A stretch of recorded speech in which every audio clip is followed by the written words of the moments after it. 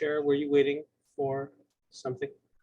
No, I'm waiting for Stephen to tell me that the public has been. Stephen, let me know when I can start. Looks like I can start, right? Yes, it looks like you can. Oh, okay. I see people still entering. Okay, good morning, everyone. My name is Phyllis Shimabukuro Geyser. I'm the chair of the Board of Agriculture here at the Department of Agriculture. I'd like to call this meeting to order.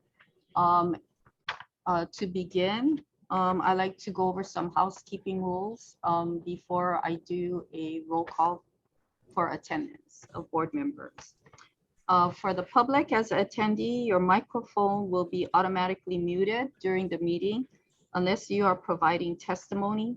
Each agenda item you wish to testify on, please click the raise hand button on your Zoom screen, which is at the bottom of your screen. Board staff will individually enable each testifier to unmute their microphone. When recognized by me, the chairperson, please unmute your microphone before speaking and mute your microphone after you finish speaking in order to prevent audio feedback. When testifying, you will be asked to identify yourself and the organization, if any, that you represent. Each testifier will be limited to 2 minutes of testimony per agenda item. For those joining us by phone access, upon dialing the number, you will be prompted to enter the meeting ID. And after entering the meeting, we ask that when I call for public testimony, you may indicate you want to testify by entering pound and then 9 on your phone keypad. After entering pound and then 9, a voice prompt will let you know that the host of the meeting has been notified. When recognized by me, the chairperson, you may unmute yourself by pressing pound and then 6 on your phone. A voice prompt will let you know that you are unmuted, and once you are finished speaking, please enter pound and 6 again to mute yourself. I'd like to do a roll call of board members present. Can you please, when I call you, please state if you are alone in the room that you are participating virtually. Okay, board member Vincent Mina. Present and alone, thank you. Okay, board member Fred Cowell. Good morning, present and alone. Thank you. Thank you. Board member N. Young. Morning, I'm present and I'm alone. Okay, board member Joe Tanaka. Aloha, and I'm alone. Okay, and I'd like to acknowledge today is board member Senator Joe Tanaka's last meeting with us as with the Board of Agriculture. We're so happy that he was able to serve the 4-year term from Maui. Almost all the meetings except for 2019, right, Joe, and 2018 virtually from Maui. So thank him for his service. Next board member, Mary Alice Evans. Present and alone. Okay, board member Diane Lay. Present and alone. Thank you. Board member Suzanne Case. Present and alone. Thank you. Board member Randy Cabral. Good morning, and I'm alone. Okay, thank you. And representing C.F.R. seat is Associate Dean Walter Bowen. Walter, can you acknowledge Yes, your yes, present? Sorry. Yes, thank you very much. Present and alone. He is acting as Dean Comerford's designee for today's meeting. And today would have been Dean Comerford's last meeting too. He is retiring June 30th from C.F.R. after almost 5 years of service. So, Wow. yeah. Okay, so we have all of our members present. We're going to, I guess I did cover introductions of Walter Bowen for representing C.F.R. on the board. We'll go to the approval of minutes from May 9th, 2022 meeting. Board members, do I have a motion to approve the minutes? So moved. Okay, moved by Vincent Mina. Do I have a second? Second. Second. Oh, okay. I heard, was that Randy first or Mary Alice? Mary Alice. Okay. Oh, okay. Second by Mary Alice Evans. We're in discussion. Is there any member from the public that has any comments about the minutes? Please raise your hand and we'll allow you to speak. There are no raised hands at this time. Okay, thank you, Stephen. Board members, any discussion on the minutes from May 9th, 2022? Okay, I see no hands raised. So I'll call for the question. All those in favor, please raise your hand. Approving the minutes. Okay, I see unanimous approval. Thank you. Minutes are approved. We'll move on to communications from divisions and the administration. First up is Agricultural Loan Division. We have one loan being presented by Wayne Takamine. It's the request for approval for a direct food manufacturing loan to Hawaiian Agricultural Products, LLC. Aloha Kaiaka. My name is Wayne Takamine and I am I represent the Agricultural Loan Division as the business loan officer. I'll be presenting the loan request for Hawaiian Agricultural Products, LLC, better known as Hawaiian Shochu Company. The limited liability company was established on March 10th, 2010 by sole owner Ken Hirata to create, develop, and produce shochu, a distilled alcoholic beverage that is native to Japan and made primarily from local Hawaii sweet potato and rice. The distillery is located in Haleiwa, Hawaii, and part of the Oahu North Shore Economic Development Zone. It is situated on 11.95 acres of land leased from BP Bishop Trust Estate. The co-borrowers, Ken Hirata and his wife, Yumiko Hirata, have been brewing their traditional shochu labeled as Namihana and Banzai Premium Shochu at the Haleiwa Distillery for over 12 years. They are citizens from Japan who possess valid USA E2 non-immigrant investor visas that meet the eligibility requirements of Chapter 155 of the Hawaii Revised Statutes as food manufacturers. This Class E food manufacturer loan for equipment and working capital is the sixth Hawaii state loan requested by the Hawaiian Shochu Company. The first three loans were approved for a total of $175,000 and have been paid in full. The company presently has two active state loans approved for $120,000 and has a current balance of $98,142. Including this $31,500 request, the total exposure for the state of Hawaii will be $129,642.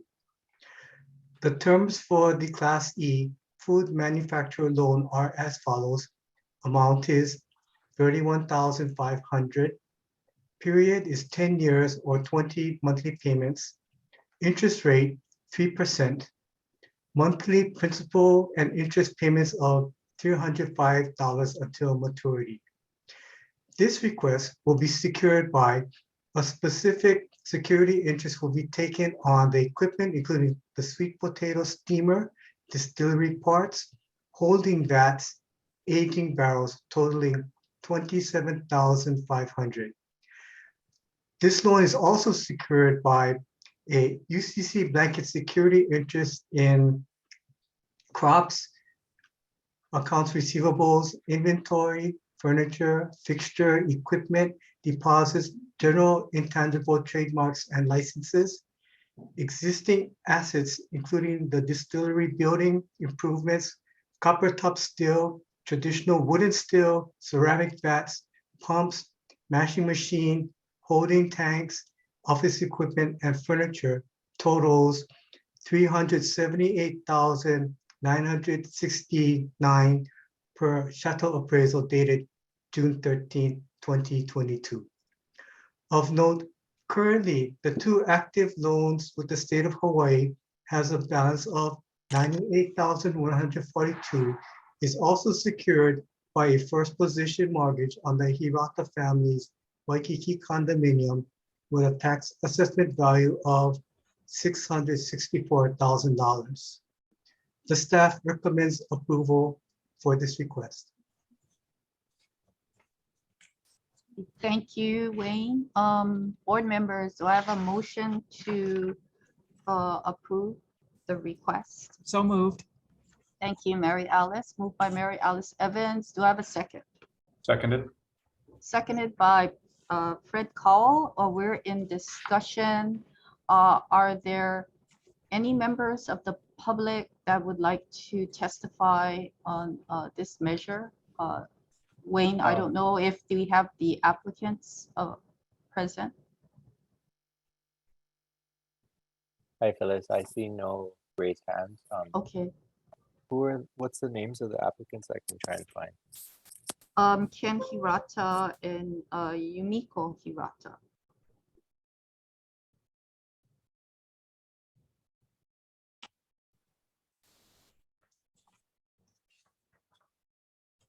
I don't see them here. Okay, fine. Members, we're in discussion. Any questions about the loan request? Vince, Mina? Yeah, Chair, thank you. Wayne, what happens when, I don't see any problem with them being able to, deal with this loan, but what happens when somebody doesn't and they have their securities are like what you just read about the VATs and everything? Where does all that material go to? If they didn't pay the loan and we had to go in there and grab all that material, all that equipment, where does it go to? What happens to it? Well, usually we would refer it to the Attorney General's office, and then they will do their investigation and due diligence. It seems a little far off because what we would do first is they would identify a hardship and then maybe say that they cannot pay the loan for X amount of times, and we would offer them forbearance relief, which could be a reduction of the monthly payment, or it could even be deferral of the monthly payment plus interest. I mean, they would still incur interest. Depends on their situation.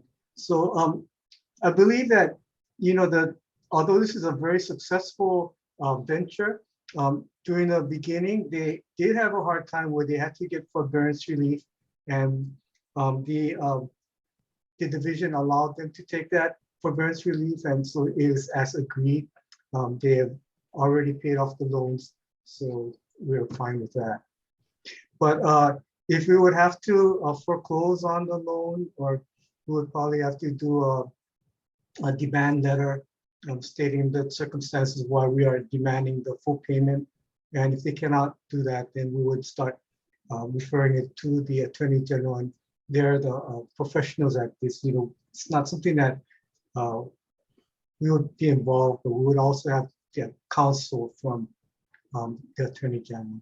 Right. Thank you very much. And is there any requirement in the passing in passing this that we have samples of the product? No. No, he's joking, Wayne. He's joking. Oh, Okay. Thank you, Vids. Board member Randy Cabral has a question.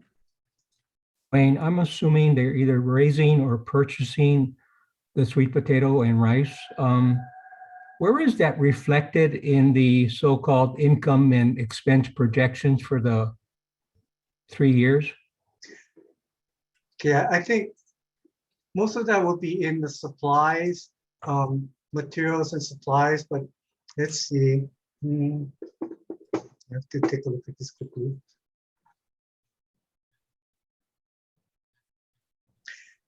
It would be reflected in the cost of goods sold.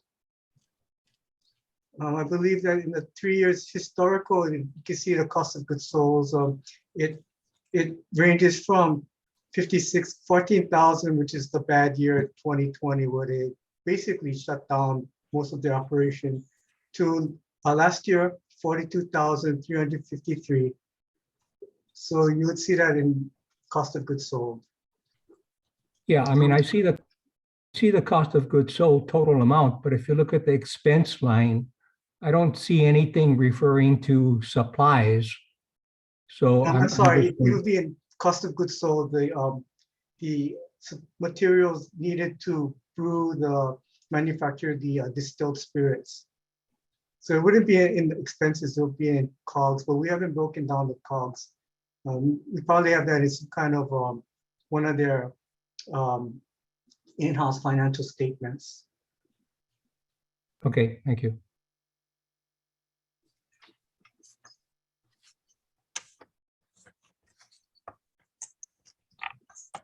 Mr. Tanaka, I think, has a question. Yeah, Wayne, do we have any other foreigners that has applied for this type of loan?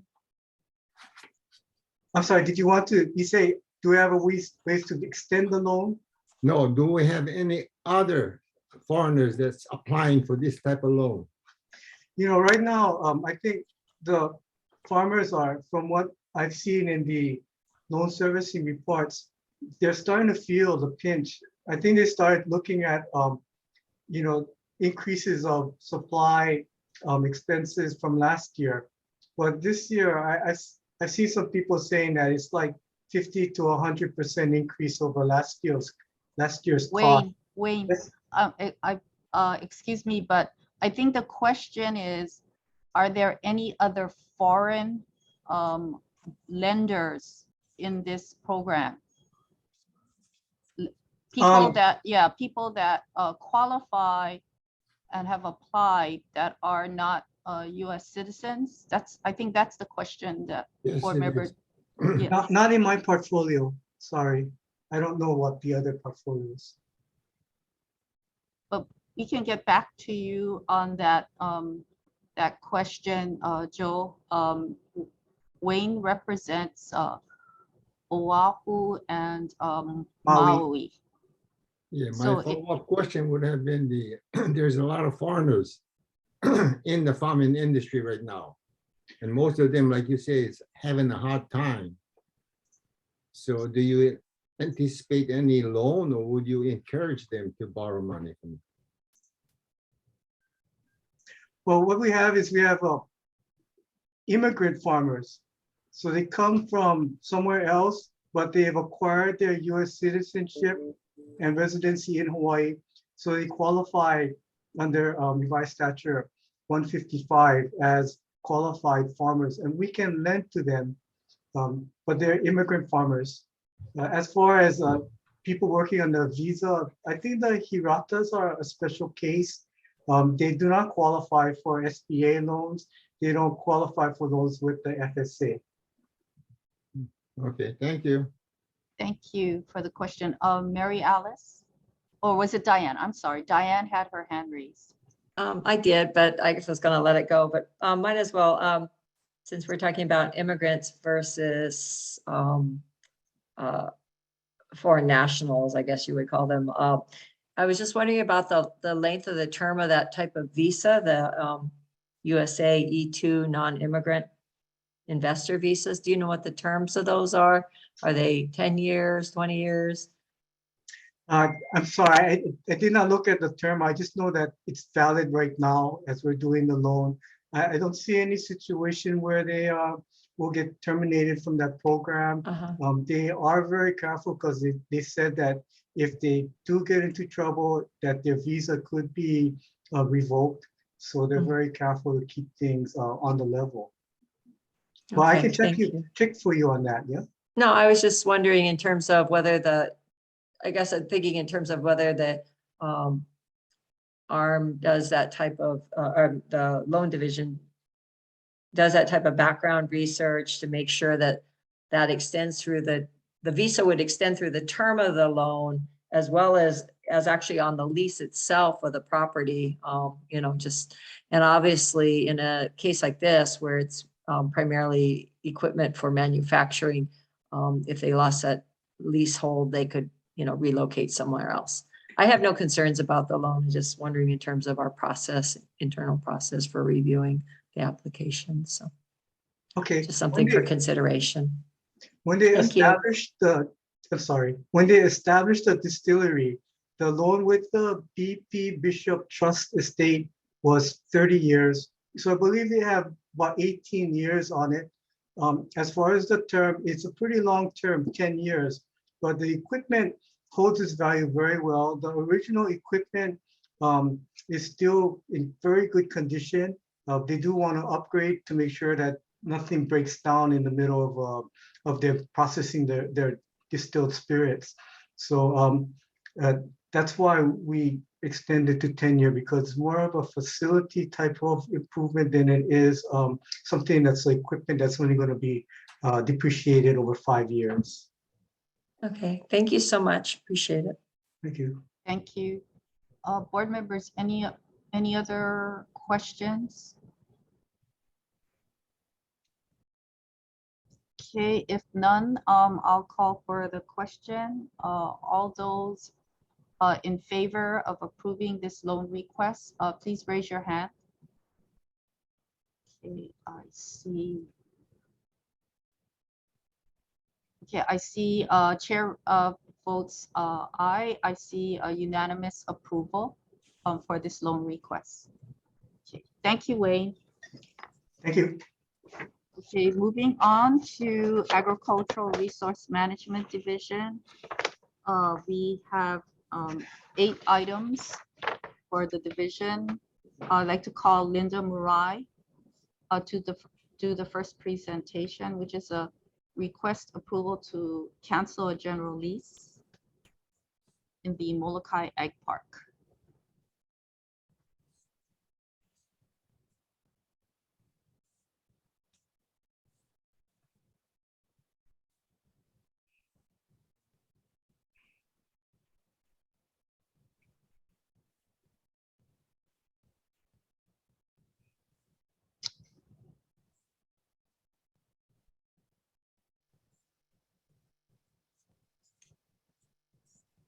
Linda, if you can please turn your camera. Oh, I see you now. Okay, thank you, Okay. Linda. Please proceed. Good morning, Chair. Good morning, Chair and board members.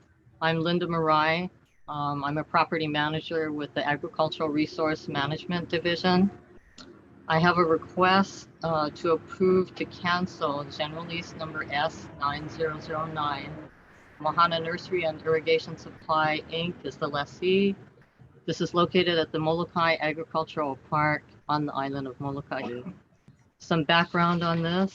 In 1999, the lease was awarded by the Board of Agriculture to Mahana Nursery, which is owned and operated by Egan Tensfield for a nursery business.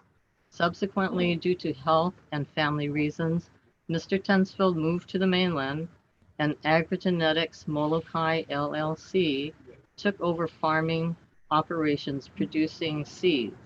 In 2018, Agrigenetics closed down its seed production operations at the Molokai Agricultural Park and terminated its operations on Mahana's lease premises.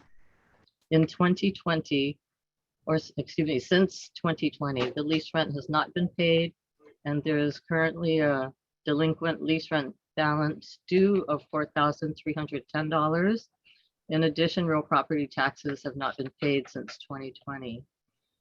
Through Egan Tensfield's family contacts on Molokai, he requested cancellation of the lease. However, there is no provision for the lease to be canceled in the lease.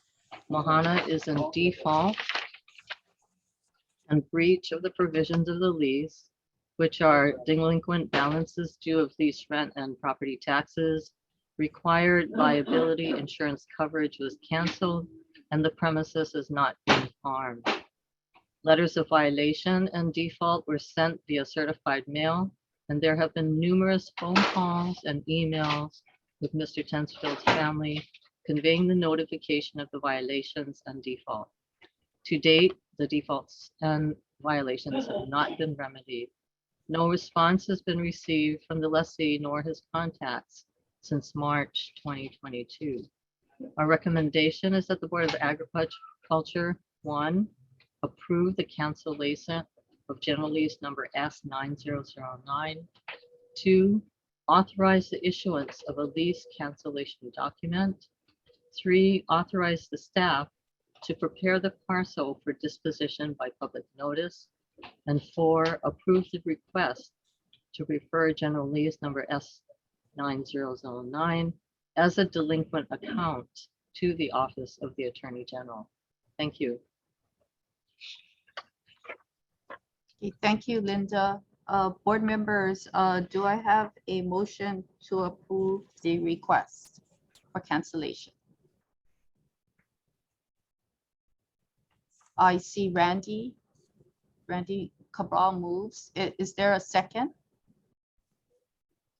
I see Mary Alice with a second. Okay, we're in discussion.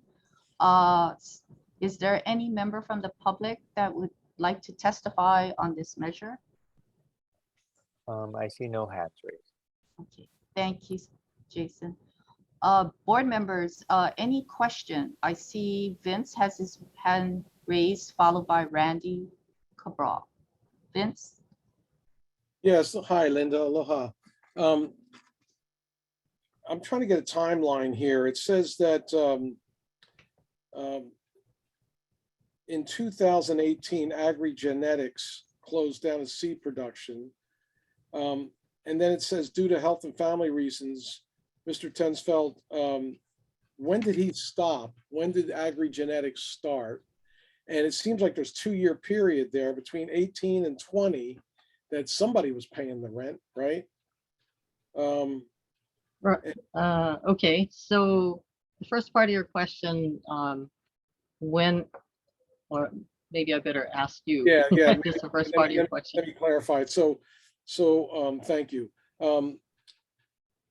Rent was paid from 2020 or 2018 to 2020. Yes, Now, correct. Yes, correct. Was he covering the rent when Agri-Genetics was in there? And after Agri-Genetics left, he looks like he covered the rent for 2 more years. Well, actually, I can answer that. Agri-Genetics actually did pay the rent for the additional 2 years, and then they stopped. I see. Okay, and then did he have? Is this an agreement he had with them that? He had, according to our files, Agri-Genetics Molokai had a license with Mr. Tensfield for Mahana Nursery. I see. Okay, and so it wouldn't be that they're liable for this rent not being paid then, since there was they contacted him and said, hey, look, we're not going to be. I believe he's the lessee of record, or Mahana Nursery is the lessee of record, so they would be liable for the rent. I see. Yeah. Right. Okay. Well, thank you for that information, Linda. Sure. Thank you. Thank you for the question. Hey, Randy? Yeah, hi, Linda. I had a question. How did it get from Mr. Tensfeld to Agri-Genetics? Is he allowed to give out a license for the lease? From what I can see from the file, we do have a copy of the license in the file, and just by definition of license, I believe that it is allowed, but I guess that would be a question for the AGs. Yeah. However, I didn't see in the file any objection or default notice or anything of that sort, you know, regarding the license between the parties. Okay, because I thought, yeah, it wasn't allowed, and even if they did, would have to get board approval to do it, so. Board approval would be needed if there was a sublease according to the rules, but a license, according to the definition that I see, is like a permit to work on to operate on the premises.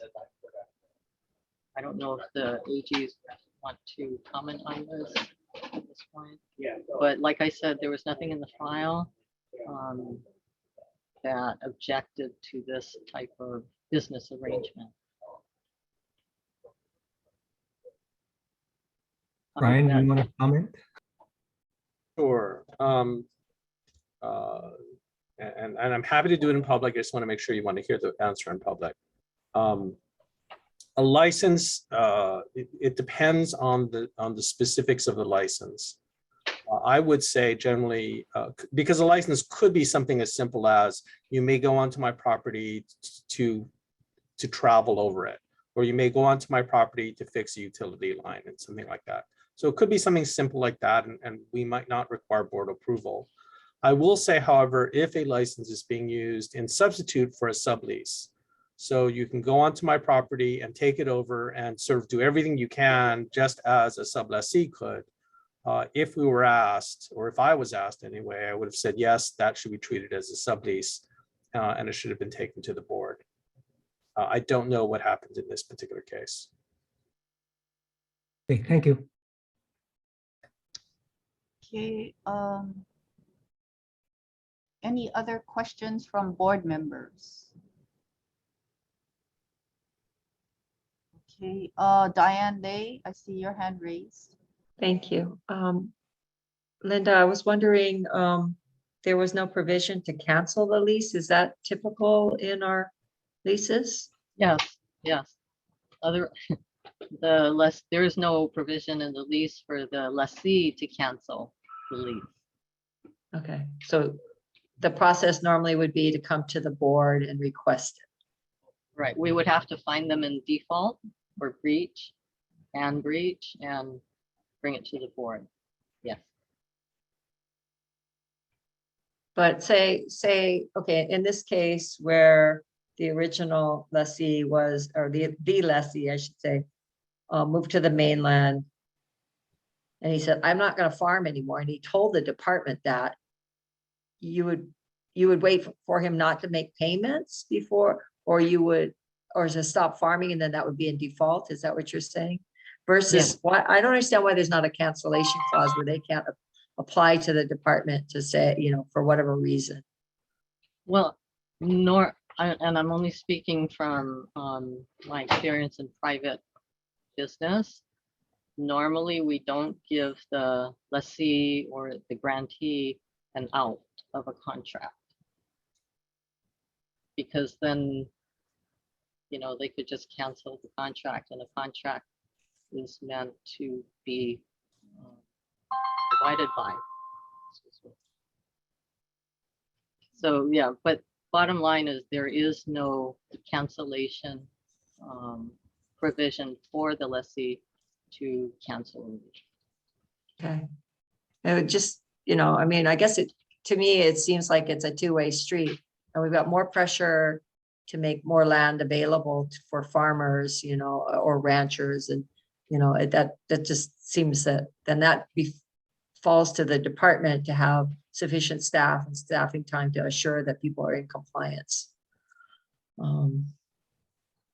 Yeah. And in some cases, you know, maybe it's a matter of them not making payments, and then you know, that flags up early.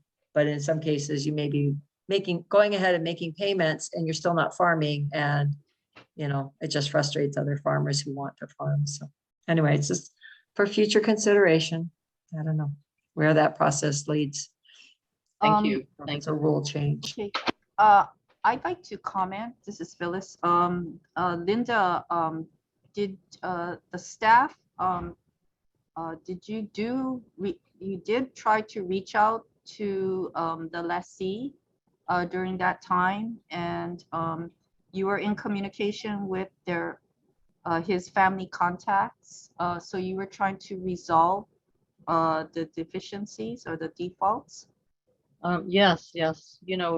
We always, property managers always, if there's an issue, some violation of the lease, we always try to work with the lessee first and reach out to them and see, if it's a payment issue, then, we try to work out a payment plan so that they can continue, or, we really try to work with them to see if the issues can be resolved. And, canceling a lease is the last resort. And if it becomes clear that there cannot be a resolution, then to me, it's, in the best interest of the department and the public to go ahead and cancel a lease so that someone else, another qualified farmer, can bid and farm. Thank you. Can I ask, if you're not speaking, I hear background noise. If you can mute your microphone. Brian, you have your hand up. Yeah, thank you. I think not necessarily in this case, but hypothetically, if a farmer said, I'm currently paying my rent, but I'm not going to be able to pay it in 6 months because I'm going to have to, whatever, go out of business. They can go to the Department of Agriculture and request a mutual agreement to cancel the lease. There is no right by the farmer to the termination or cancellation. It is simply an ability for two parties to a contract to mutually agree on an amendment. So there is no provision in the lease which gives a farmer the right to cancel, but there's always an ability for two parties to mutually agree to cancel. So that would simply be discretionary with DOA rather than a legal right under the lease. Thank you. Vince, you had another question?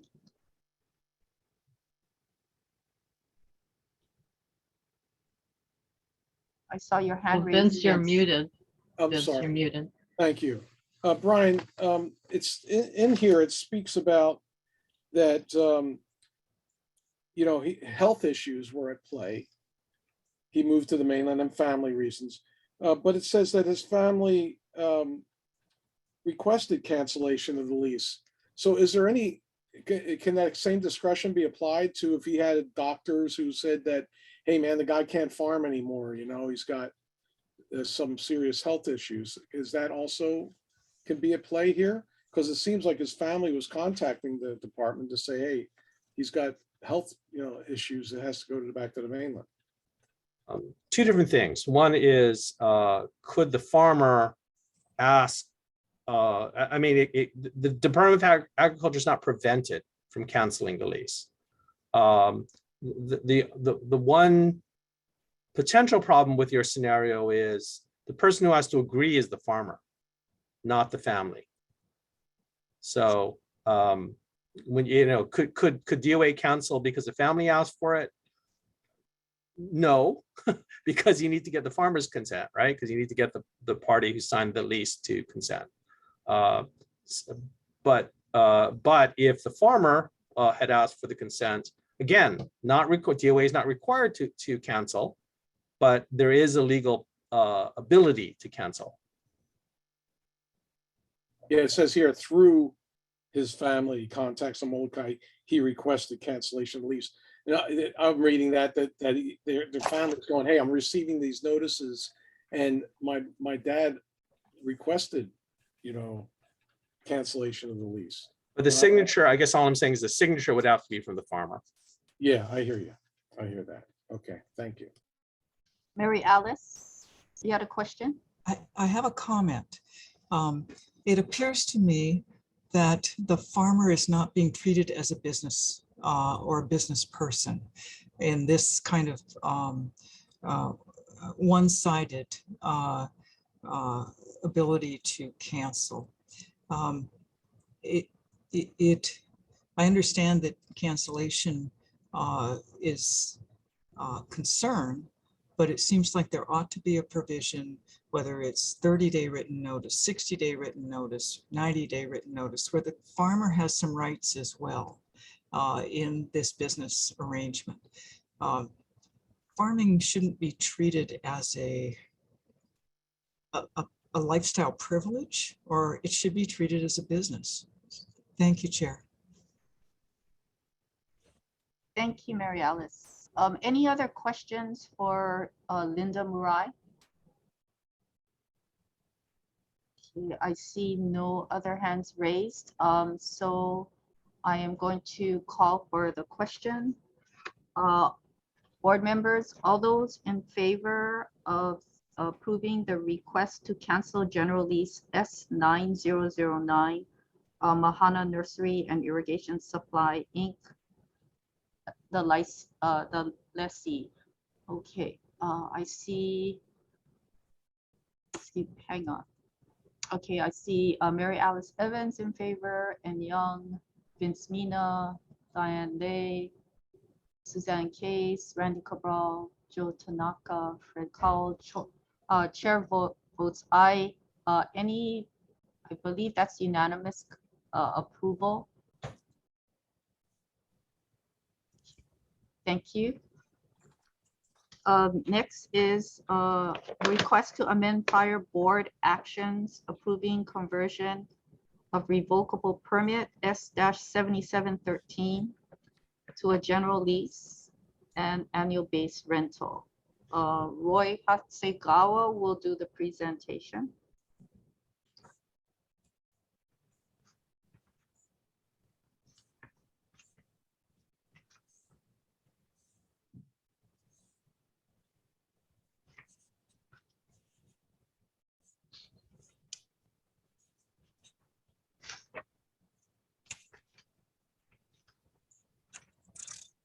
Good morning, Chairperson, members of the board. I'm Roy Hasegawa, Property Manager, Agriculture Resource Management Division, and I'll be presenting request to amend prior board actions approving conversion of revocable permit number S7713 to a new general lease and the annual base rental.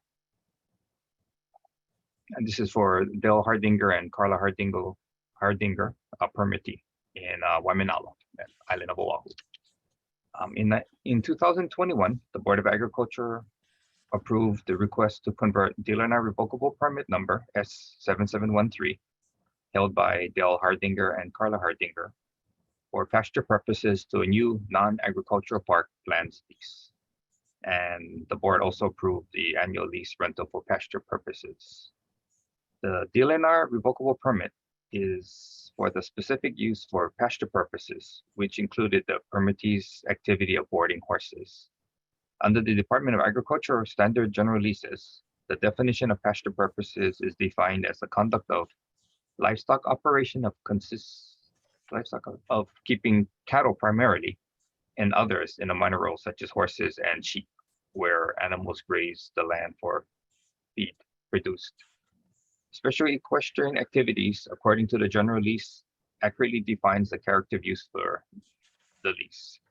An updated appraisal was requested by the lessor for the purpose of determining the fair market annual rental and additional rent for special equestrian activities purposes, which has been determined at $3,720 per year. Staff recommends that the Board of Agriculture approve the amended fair market annual rental for the converted non-agricultural park lease lands program for general lease for special equestrian activities for the initial term. Thank you. Okay, thank you, Roy. Members, do I have a motion to request to approve the request to amend? So moved. Moved by Mary Alice. Do I have a second?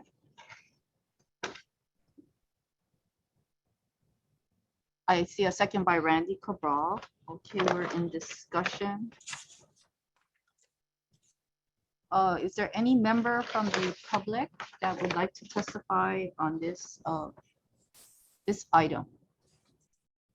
I see no hands raised. Okay, go to the board members.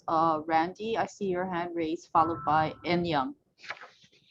Hi, Roy. It's kind of a related question, but when a non-ag park land is designated for pasture, for example, what is the process if you wanted to change the use to other uses? For non-agriculture park, we would either we do a conversion or it would be a board action. Okay, in a case where you put something out for bid, and it's for pasture, and then they come back after they get the bid and they say, no, I want to change it to nursery now. Does it have to come back to the board then? Or do you have to put it back out to bid again?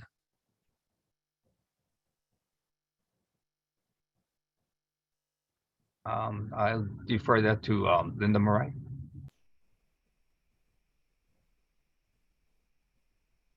Linda?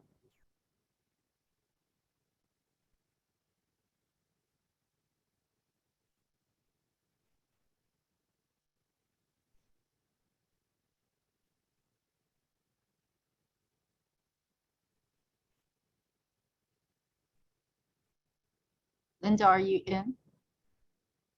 As a, and able to address the question?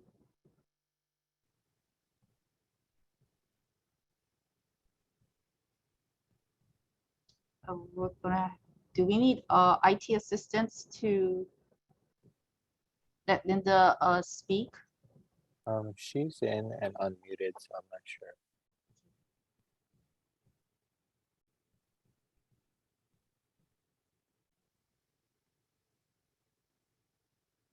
See, Linda's trying to connect. Linda, can you hear me?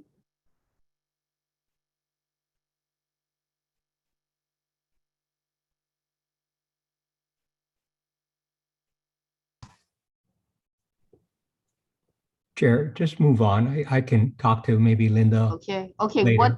What we'll do is we'll move to N Young's question, and then we'll come back after that to see if Linda is connected audibly and visually. Okay. N, you had a question for Roy? How's that? Thanks, Roy.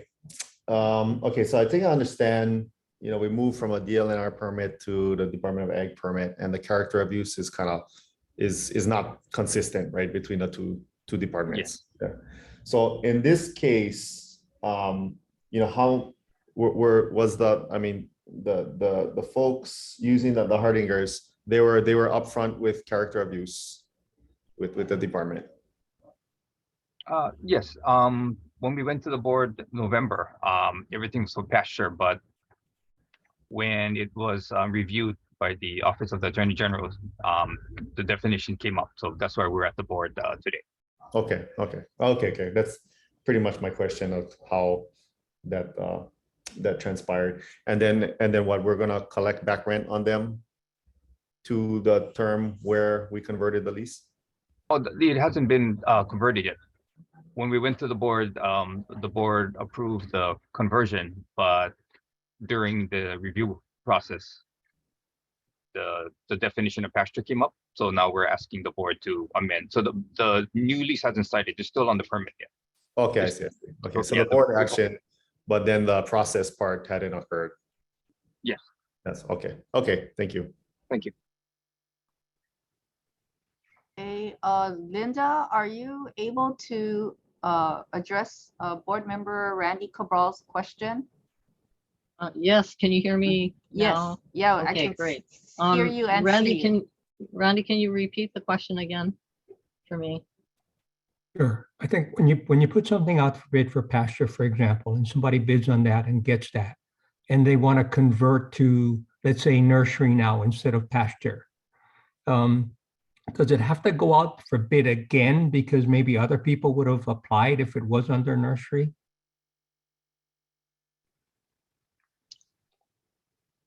That's an interesting question. Let me,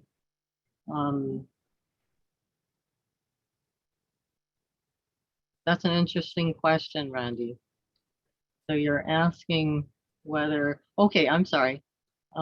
This is actually a conversion of lease, right? So the original revocable permit was for pasture use. And when Linda, the- excuse me, Linda. Yes.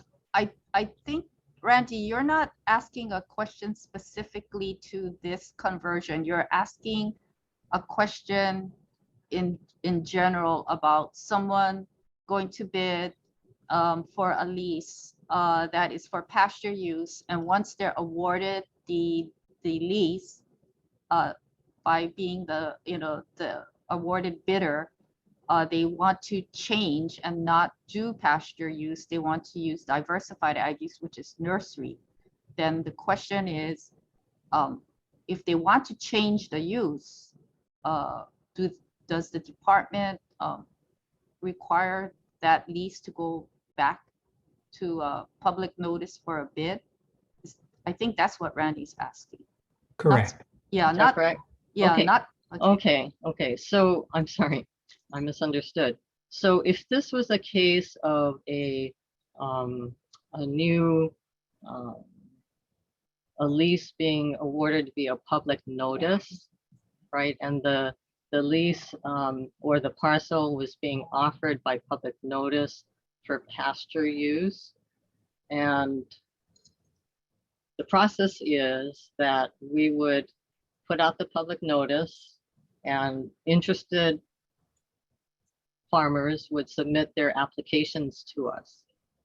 So if that was the case, we would be looking at the application, which includes a business plan or a plan of utilization and development. And at that point, if we saw that their business plan did not match the use that was published in the public notice, then the application would be declined. In this case, so that is for public notice vacant lands that are put out for lease. Do you understand, Randy? Yeah, I understand, but let's say they get it for pasture and use it for a year for pasture, and then say, no, we want to convert now. I see. Nursery. Okay. What So they happens? get the lease and all of that, and right, I understand now. So if they get the lease and they're using it for pasture, and then they want to convert it to say diversified agriculture. So in the case like this, where this was a public notice situation, where the land was vacant and we put it out for public notice and people applied, then the answer would be they could not change the use. They could not change the use. We wouldn't allow it. And they Okay. would have to, does that answer your question? Sure, yeah. We thank would you. not even go to the board. We would Okay, say no. thank you. Okay, thank you. Thank you, Linda. Any other questions regarding this agenda item? Okay, if not, board members, I'll ask for Chair? yes, Just as a Vince. point of clarification, please. It speaks about a permit term, month-to-month permit. Then it says annual rent at $500 annually. And now the new term lease is $3,700 Yes. per year. So it's Yeah. 7 times the amount that it was originally with. So now it's been raised to that extent, and it's less than 1 acre. And there's going to be special equestrian activities, meaning like whether they got jumps or stuff like that for horses or training horses on it, or I mean, whatever. Well, if it's less than an acre. Okay, I can give you some information about that, Vince. So since the use is different, which is special equestrian, the lessee can board horses and derive an income from the activity. I see. And so the lease rent is going to be higher. Pasture lease rents are, as far as I know, the lowest lease rents in our industry anyway, according to Department of Ag and all of our uses, that is the lowest lease rent. But it's because special equestrian use allows the lessee to make, more of an income on that lot. Okay, I understand. Does that Thank answer? you. Okay, Yeah, thanks, Linda. great. Thank you. Thank you, Linda. Board members, if there are no further questions, I'll call for the vote. All those in favor of the requests to amend prior board actions approving conversion of revocable permit to a new general lease and the base annual base rental, please raise your hand. Okay, I see.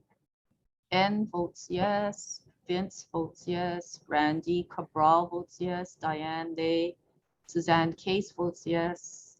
Mary Alice Evans, Walter, Fred, and myself. I'm looking for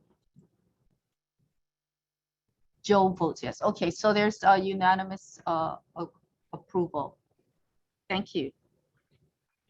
We move on to item number 3 under ARM, request for consent to assignment of general lease S-6002. Roy Hasegawa is doing the presentation. Okay, thank you.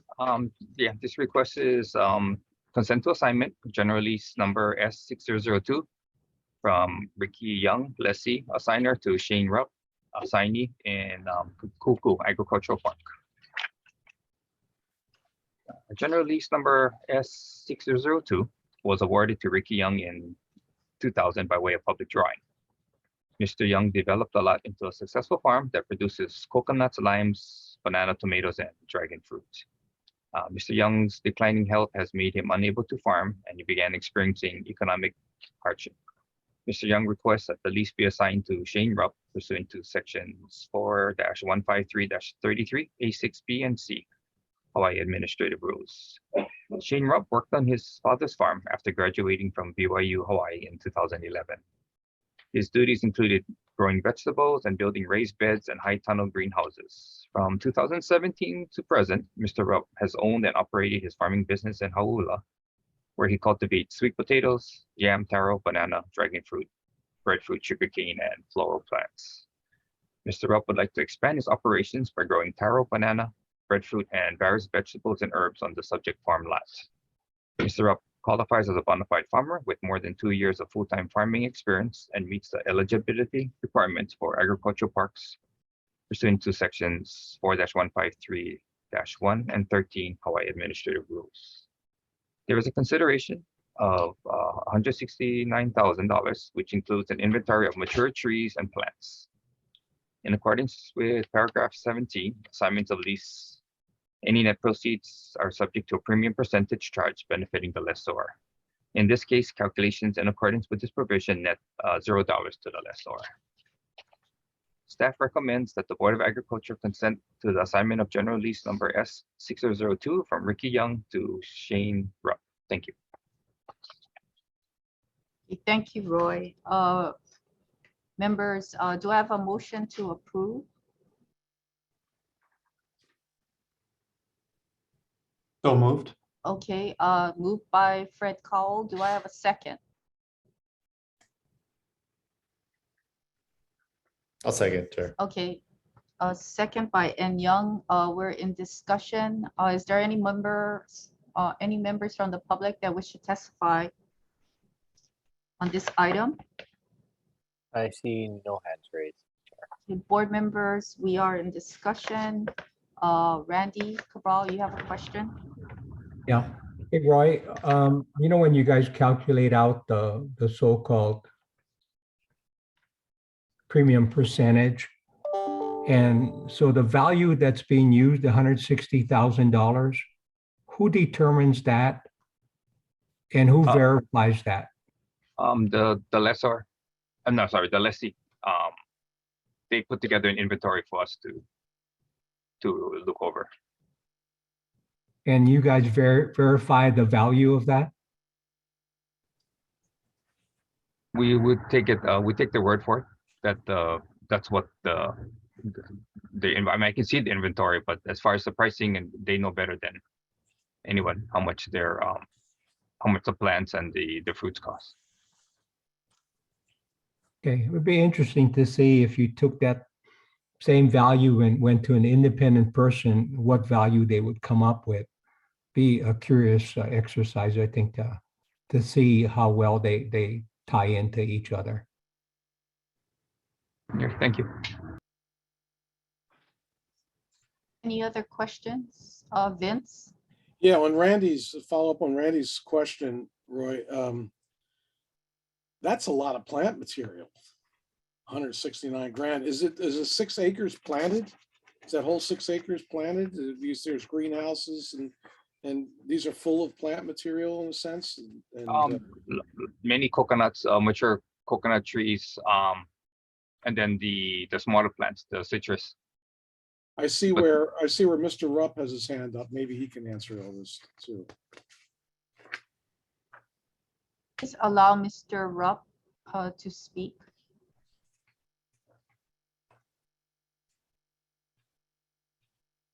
Aloha, thank you. I've went out when they kind of had an open house, and I looked out there. They're really, of the 6 acres, there may be a ½ acre of fruit trees that are mature, that some avocado, mangosteen, and the coconut trees, which we're happy for, but definitely I didn't see it being anywhere close to that amount of value of, on the property, but I just wasn't sure how this all, works. And I didn't want to lose the opportunity to grab the land, but I had the same questions myself, but I just, I would think you'd be hard pressed to find that value out there, but, or even close to it, but I just was willing, I just want to have the opportunity to use it. So I just went forward with the application process, securing the funds to make the, to make the purchase if needed, but, and hoping that I can, cover the costs with the production, but it's going to be tight, but I don't know I wasn't sure what the process is, or if there's any checking, or if that's just, it is what it is, and you accept that. So I definitely would be keen on, opening that up, but if it's too late for that, or if it's going to cause any problems, I don't want, I don't want to lose the opportunity on farming this ground, but I think it'd be tough to say that there's even close to that kind of value out there at the moment. Chair. Vince, may I ask a question first, and then I'll come back to you? Okay. So Mr. Rupp, that amount, $169,000, that was something that you had a discussion with the current lessee, and that's the amount that the current lessee wanted to get for a conversion of the lease?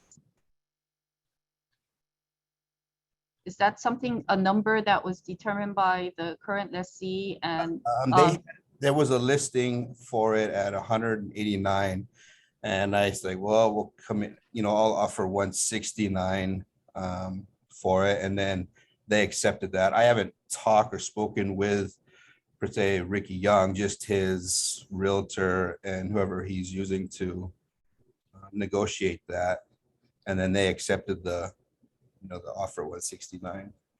Okay, so that was a business discussion and a business transaction between the current lessee and you as an interested party. Yes. Okay. Okay, thank you. Okay, Vince, So that was mainly a conversation, Mr. Rupp. There wasn't anything written in agreement with that, with him, or? Because is there any greenhouses on the property? No, no, there's no greenhouse.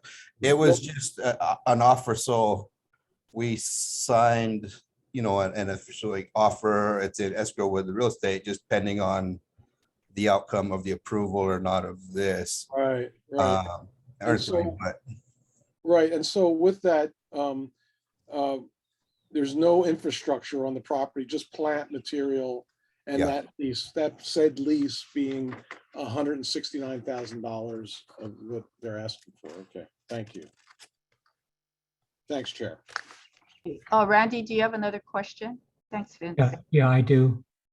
If, Roy, if the value of the inventory should change, for example, if it's now valued at 50,000 and he's getting 169, that would change, right? The percentage, and the state would get something, is that correct? Yes, that would change the premium, yes.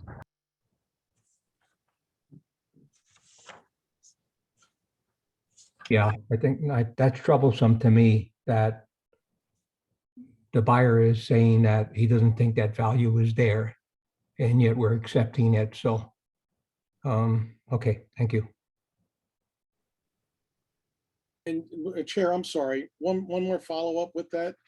So, Okay, Mr. Rupp, how old are you?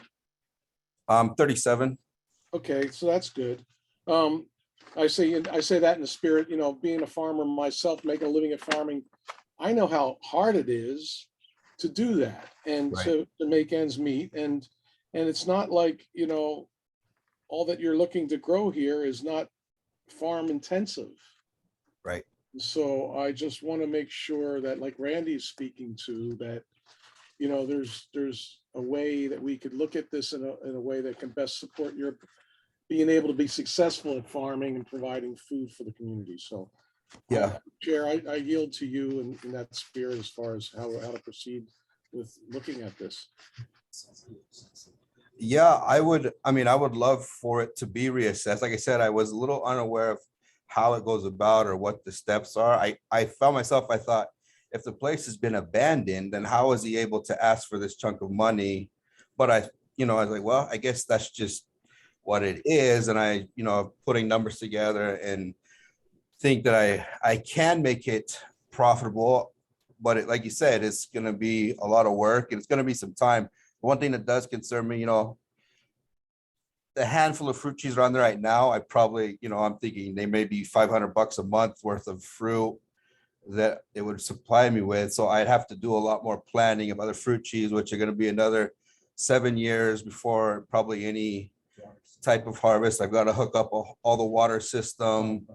It's all, it's not intact. I'm going to have to clear out the property. So there's a lot of work that's going to have to go into it. I think, I'm trying not to look, I'm hoping I'm not over my head. I think I have the resources and ability to do it, to make it become profitable, but it's going to be several years from now. And it's a lot of hard work. I think that I would definitely be interested in if there is a reassessment or any, I don't know, maybe not, but it would definitely be beneficial to me and my family. hello. Okay, thank you, Mr. Rupp. Board, I would like to call an executive session because I think we need to be advised about the rules and also the statute when it comes to consent for assignments and the ability for the board to get involved with business transactions. I think we should consult with our attorneys. So can I have a motion to go into executive session? So moved. Okay, moved by Mary Alice and second by, did I hear, was it N? Oh, by Fred. Okay, all those in favor of going into executive session to get advised by our attorney, please raise your hand.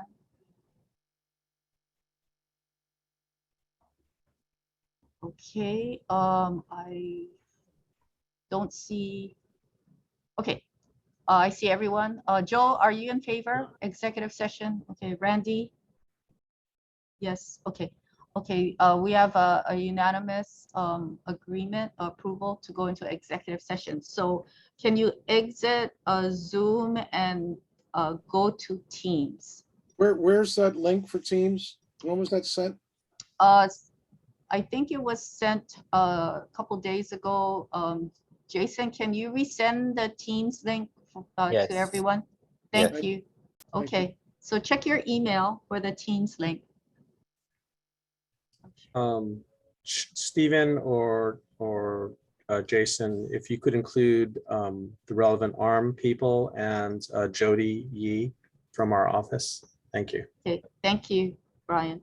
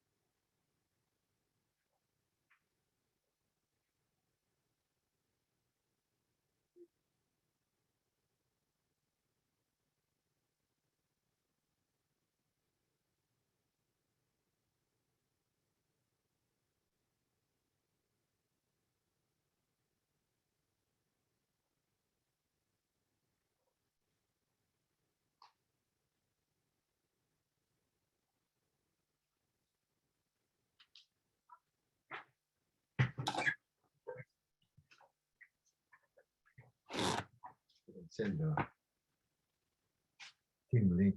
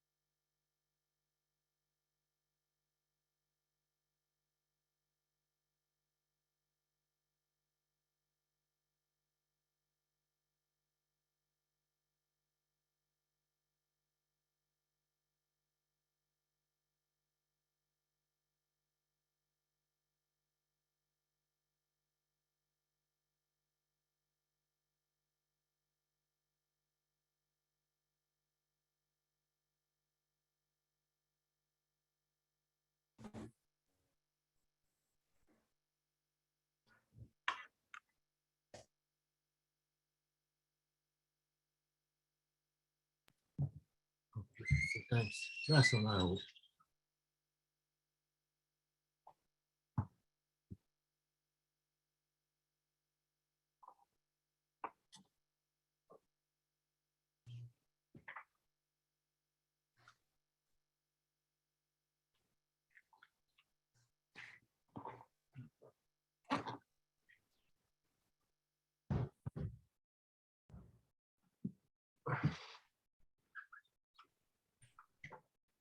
Okay, so if we're not speaking yet, we're trying to make sure that we have quorum. Please mute your microphones so we don't hear any background noise. Thank you.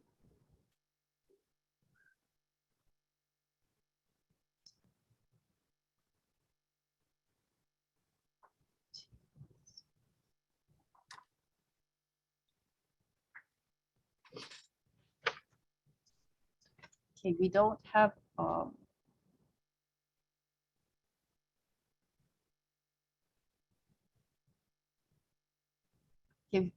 let's see, I'm gonna have to call a roll call vote again. Oh, now I see everyone. Okay.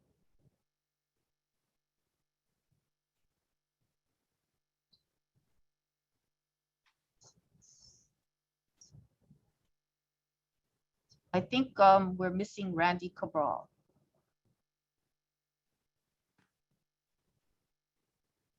Okay, we have quorum, so but I think I'll give Randy a minute more or so.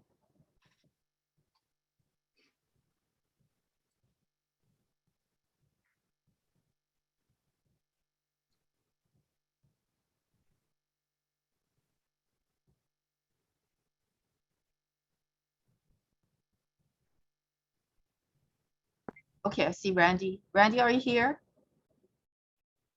I'm here. Okay, okay. So I'd like to call this meeting back to order. And we have all board members present. So I'm going to call for the question. We've had ample discussion.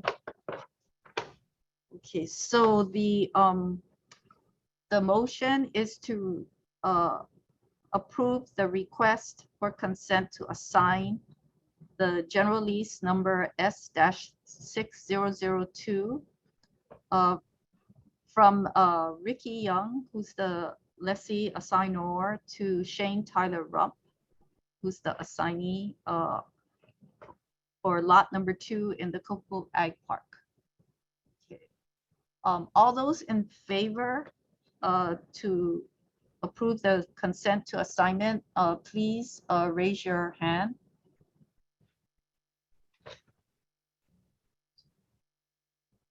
Chair, I'm voting with reservation. Okay. Okay. So we have 9 members, 8 members of voting. No, I'm sorry, 9 members, including myself, voting to approve. 1 member with reservations, Vince Mina. Okay. So no opposition and no abstentions. Okay. So the assignment of the general lease does pass. Okay. Moving on to item number 4. Roy, request for consent to assignment of general lease S-4934. And this is a parcel in Waimanalo Ag Park. Okay, thank you. Yeah, this is a request for one consent to assignment of general lease S-4934 from Lloyd Ching and Marilyn Ching to CC Repair and Maintenance Service, Inc. And 2, approval of extension of lease for Waimanalo Agricultural Park. The general lease number S-4934 was awarded to Lloyd Ching and Marilyn Ching in 1986 by the Board of Land and Natural Resources. In 1990, Governor's Executive Order number 3464 transferred the Waimanalo Ag Park lands to the Department of Agriculture for management purposes. Mr. and Mrs. Ching developed the premises producing landscape plants. In 2012, Mr. Ching passed away and Mrs. Ching can no longer manage the farm due to her deteriorating health. General lease number 4934 expired as of July 31st, 2021, and the lease is currently on holdover until July 31st, 2022. As staff has been working with the lessee to correct compliance issues, which have been since remedied. Mrs. Ching requests that the lease be assigned to her son's, Eric Ching's company, CC Repair Maintenance Service, Inc., pursuant to sections 4-15333A6C, Hawaii Administrative Rules. Eric Ching has been working on the subject lot since 1986, started his landscape business in 1994, and plans to continue growing ornamental plants along with avocado and breadfruit trees on the premises. The lease may be assigned to CC Repair and Maintenance Service, Inc., which qualifies as an agricultural company with at least 75% of its owners who qualify as bona fide farmers and meet residency eligibility requirements. Eric Ching, the sole owner of CC Repair and Maintenance Service, Inc., qualifies as a bona fide farmer with more than 2 years of full-time experience and meets eligibility requirements for agricultural parks pursuant to sections 4-153-1 and 13 Hawaii Administrative Rules. There is no consideration for the assignment of these. Subject to the approval of the assignment, Eric Ching requests a 20-year extension of the lease term from August 1st, 2021 through July 31st, 2041. A cumulative total of no more than 55 years pursuant to section 4-15333A2 Hawaii Administrative Rules.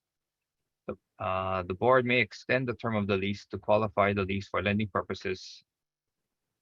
Eric Ching has been pre-approved for a $65,000 line of credit, subject to board approval of the extension of lease term. The proceeds will be used solely for farming operations and improvements on the demised premises. At its October 26, 2021 meeting, the board approved the annual base rent of $9,473 per year for the extension period, as determined by an independent appraiser. Staff recommends that the board consent to the assignment of general lease from Lloyd Ching and Marilyn Ching to CC Repair Maintenance Service, Inc., and approve the extension of general lease number 4934 to expire on July 31st, 2041. Thank you. Okay, thank you, Roy. Members, do I have a motion to approve the request? Mary Alice, do I have a second?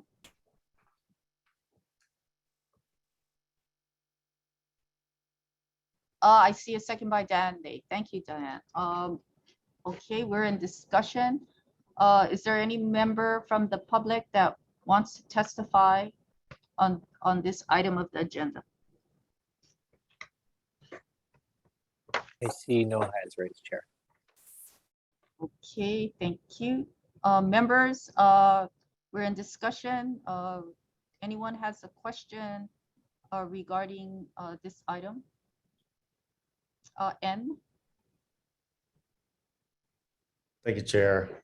Roy, I know you guys do your diligence on all of these, but we as a board, we are trying to prevent the proliferation of like kind of ancillary ag uses, such as construction, storage, and those kind of activities on ag land. So just because this one happens to be a CC Repair and Maintenance Service, which doesn't necessarily sound like a bona fide farmer, I'd like to hear a little bit more about what they plan to do with the premises, and a little bit about the assurances that it's not just going to become a base yard.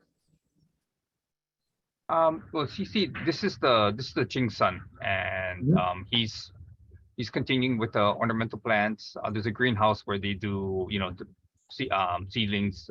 He's continuing with the business, and I visited the property last month. Okay, I'm sure you feel satisfied. Just just trying to do our diligence. Yes, thank you. I'd like to add to N's question, Roy. Now, in the submittal, it says that Mr. Ching, Eric Ching, is going to also grow orchard crops. So did you have any discussion with that, with him on that part of his business plan? Like maybe where he would cultivate those crops, or does the property have existing trees?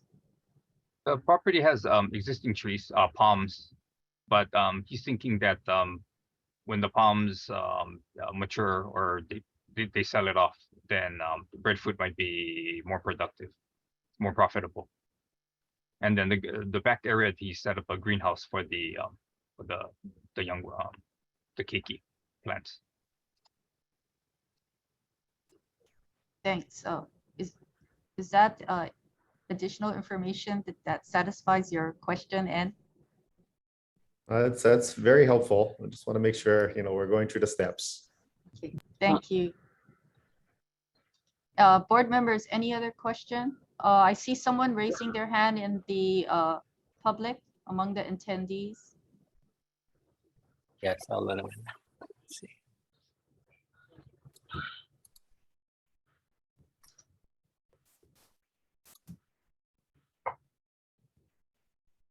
Hi, Mr. Ching, if you can please just announce your name and your affiliation. Thank you.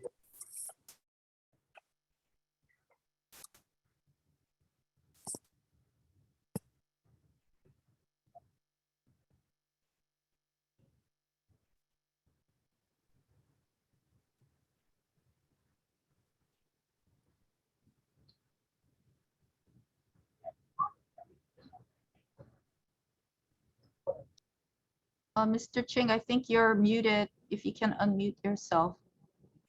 Oh, I'm sorry, Chair. Yeah, so I helped my parents work the property since inception, and I'm hoping to continue possibly with planting some avocado and some breadfruit trees. So I know there's a flume water meter there, and we could use that to irrigate some avocado trees and some breadfruit trees, which actually grow, is kind of indigenous to the area. So I'm hoping, it'd be low maintenance, and, I could, it's hard to make a business out of farming. I realize that, but, I'm willing to, endeavor with helping to grow some food for Hawaii.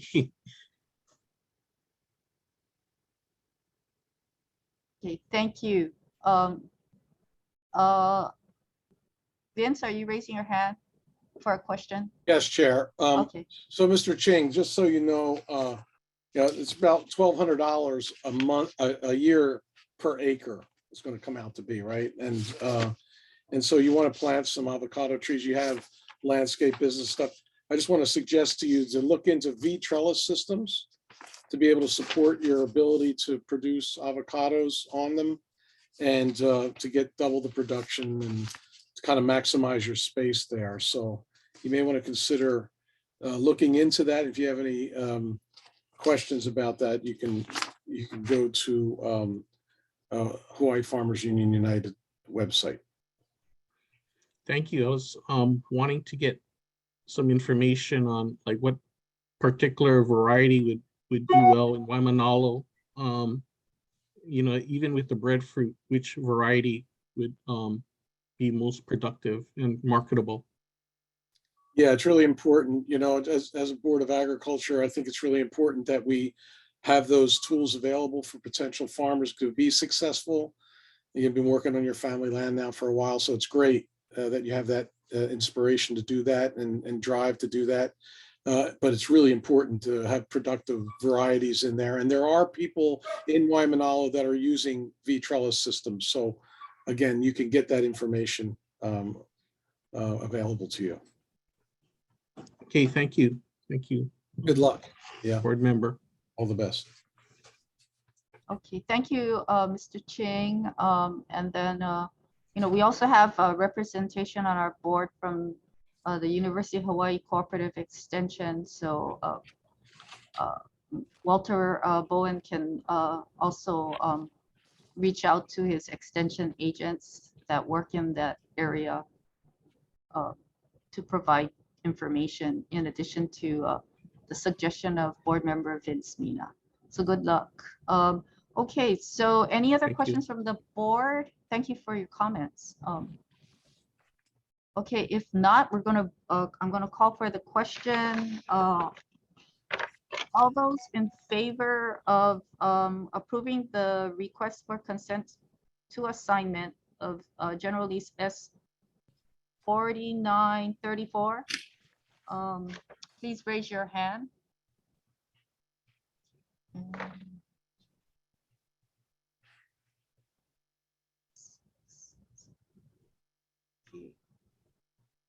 Okay, I see we have unanimous consent. The item is, the request is approved. Okay, good luck, Mr. Chang. Okay, board members, we've been in it for 2 hours. Would you like to consider a short break? Okay, so how about a 7-minute break? And we'll come back in 7 minutes. Maybe 10 might be a little bit too long because we got quite a lot more to go. Thank you. So we'll be back at 11:10. Thank you.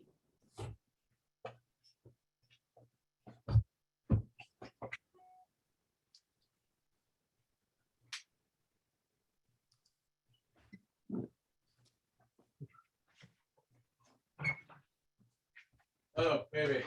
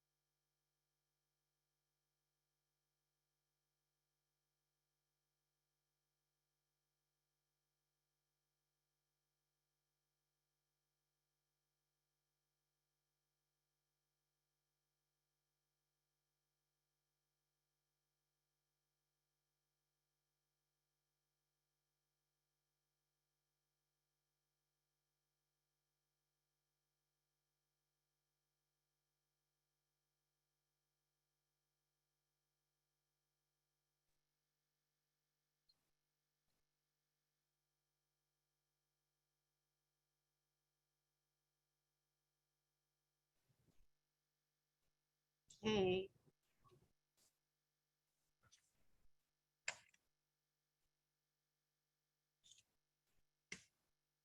I'd like to call the meeting of the Board of Agriculture back to order. And we are on item 5 under Agricultural Resource Management Division. I'd like to call Roy Hasegawa forward to do the presentation for a request for approval for extension of lease, general lease S4933, Alvin Suruda, lessee, for lot 12 in Waimanalo Ag Park.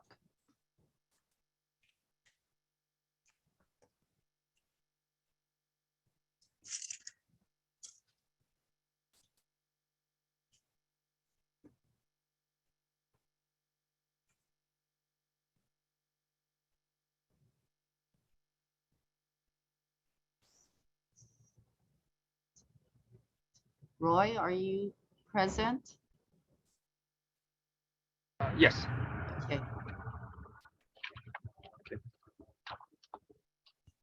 Okay.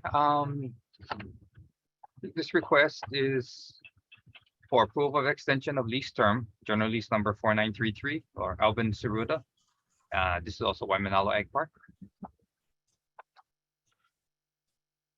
General lease number 4933 was issued to Alvin Saruda and Gail Saruda as tenants in the entirety by the Board of Land and Natural Resources. And in 1990, Governor's Executive Order transferred the Waimea Ag Parks to the Department of Agriculture for management purposes. In 2014, Mrs. Saruda passed away. General lease number 4933 expired as of July 31st, 2021, and the lessee is currently on holdover until July 31st, 2022. The staff has been working with the lessee to correct compliance issues, which have since been remedied. The lessee's nursery business produced primarily anthuriums. The lessee requests a 20-year extension of lease term from August 1st, 2021 through July 31st, 2041. For a total of no more than 55 years pursuant to sections 4-15333 A2 Hawaii Administrative Rules. The Board of Agriculture may extend the term of lease to qualify the lease for mortgage lending purposes pursuant to section 4-153-33B Hawaii Administrative Rules. The lessee applied for and has been pre-approved for a $25,000 loan subject to Board of Agriculture approval of extension of lease term. The loan proceeds will be solely used for operations and improvements of the demised premises.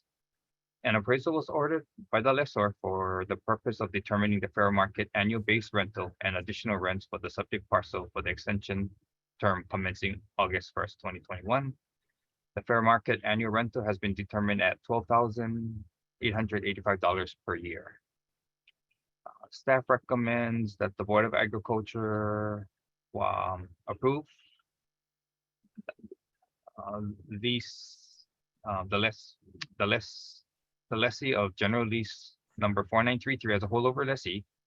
2, approve the request for the extension of general lease number 4933 commencing from August 1st, 2021, 2, and including July 31st, 2041, and 3, approve the fair market annual rental of $12,885 for the term of the extension period.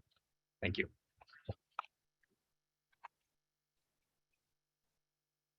Okay, thank you, Roy. Members, do I have a motion to approve the request? Moved by Diane Lay. Is there a second? Second by Randy Cabral. Okay, we are in discussion. Is there any member from the public that wish to testify on this Chair, item? I think there's public testimony on this. Okay.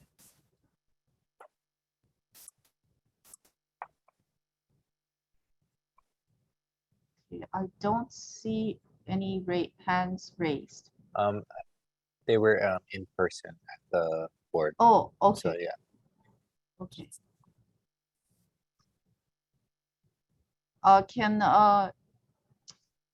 There is someone in person at our boardroom on King Street on our property.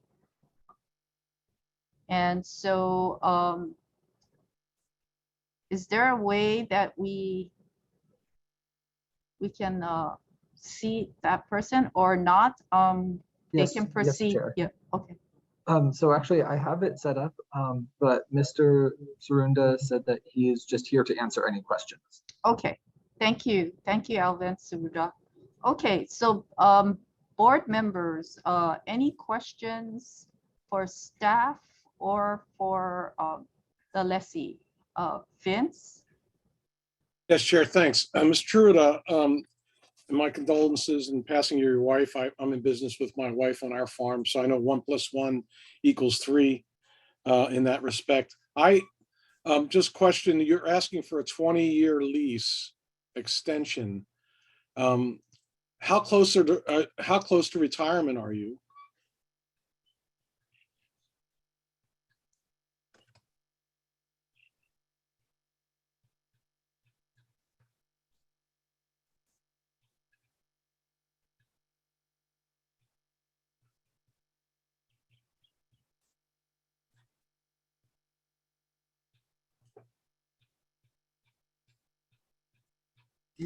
You could sit down right. Oh, okay.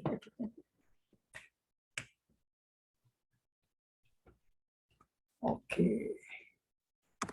And if you could just state your name. Oh, okay. Oh, this is Alvin Saruda. And I was planning to retire. So, well, I made the extension because somebody had offered. Well, I got the extension. Somebody had offered to buy the lease extension from me. So as soon as the lease got board approval for transfer to them, I was planning to just step away and retire. Okay. I don't know where to go with this other than just thank you for the information. Okay, do we have any other questions?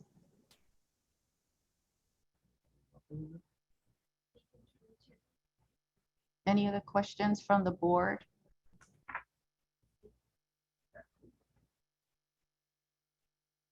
Okay, I see none. Okay, no questions for staff. Okay, if none, then we'll thanks Mr. Suruda, and we'll call for the question. So members, all those in favor of approving the request for the extension of the lease, can you please raise your hand? Sorry, I'm sorry, Chair. I have a question. So, okay. I mean, it sounds like this farmer is asking for a lease extension and then plans to sign the lease. Do we have an opportunity in the future to review that assignment? Yeah, I believe so. If you do, the board does approve the extension, then if there is a request for assignment in the future, then it would have to come before the board. Because this request is an assignment. If there's an assignment in the future, then that assignment request would come before the board. This item is only to allow an extension because Mr. Suruda has pre-approval for a loan of $25,000 to put into his business, which is a nursery of anthuriums.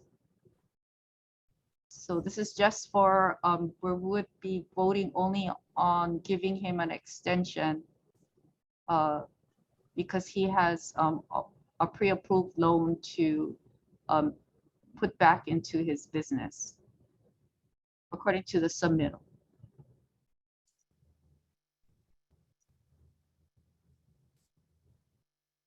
Okay. Any other questions for staff? Maybe Linda or Roy can confirm that this is only a request to extend because he has gotten pre-approval for a loan for improvements to the nursery. That is correct. The request today is for the extension of lease.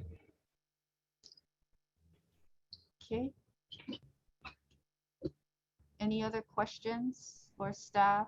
Yes, Mary Alice. Thank you, Chair. Mr. Saruda, is there a residence on your ag lease property? Not right now. I did put up a structure. It's actually a carport. Then I did put up a permitted structure, and I was planning to put a living quarters on top, so it meets the building code when I did put it up. But the way, I guess the ag loan, I took out an ag loan initially, and my loan officer at that time said, oh, maximum for new farmer was 100,000. So I made all the projections for that.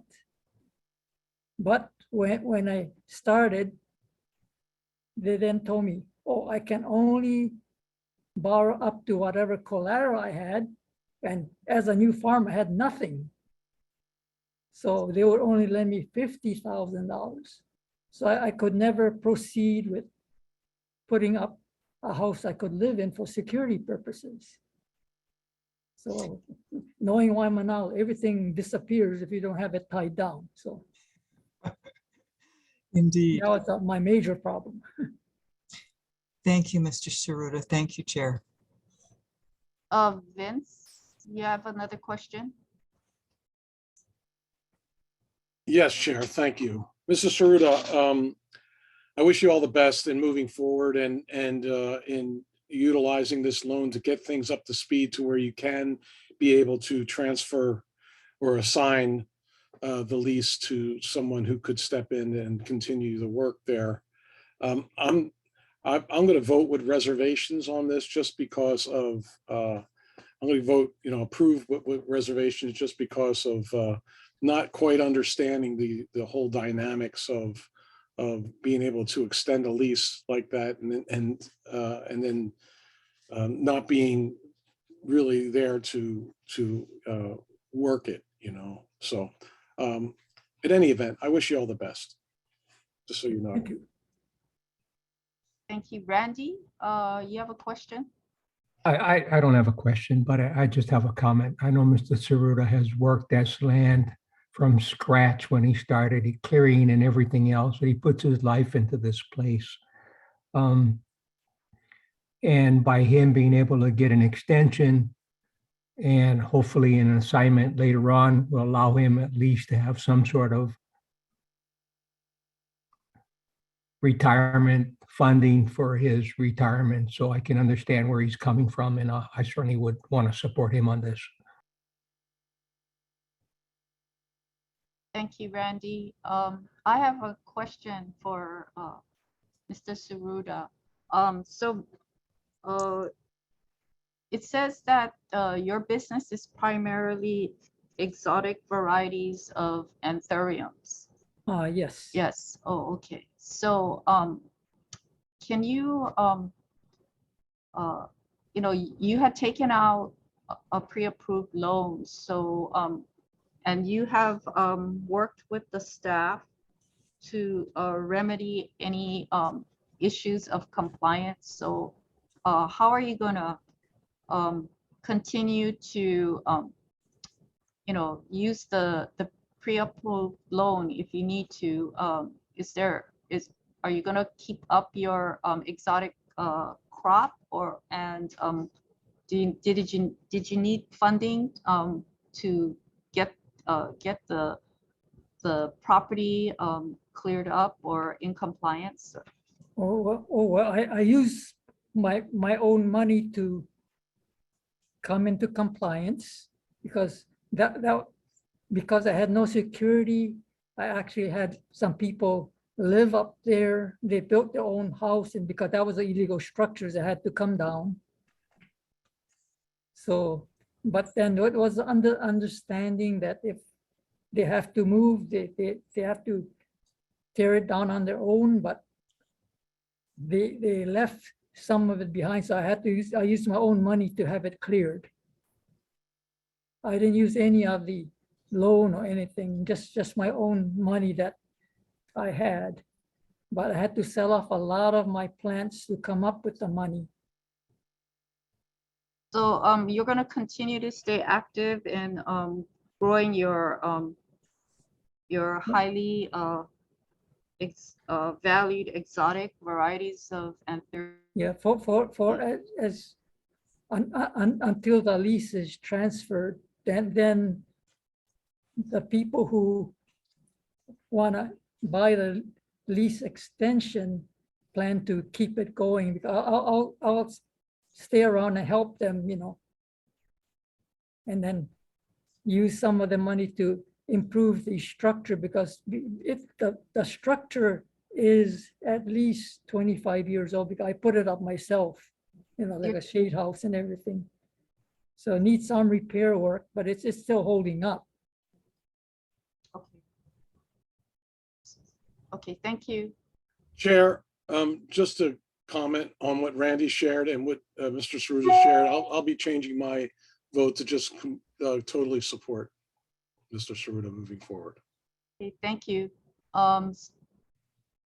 Okay, thank you. I do know that Mr. Saruda does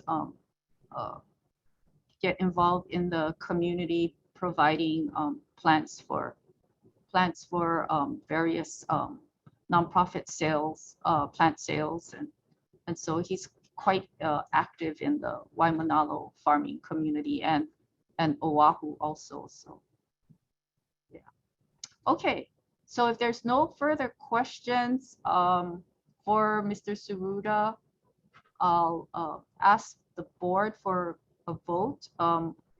All those in favor of approving the request for the extension of lease, please raise your hand.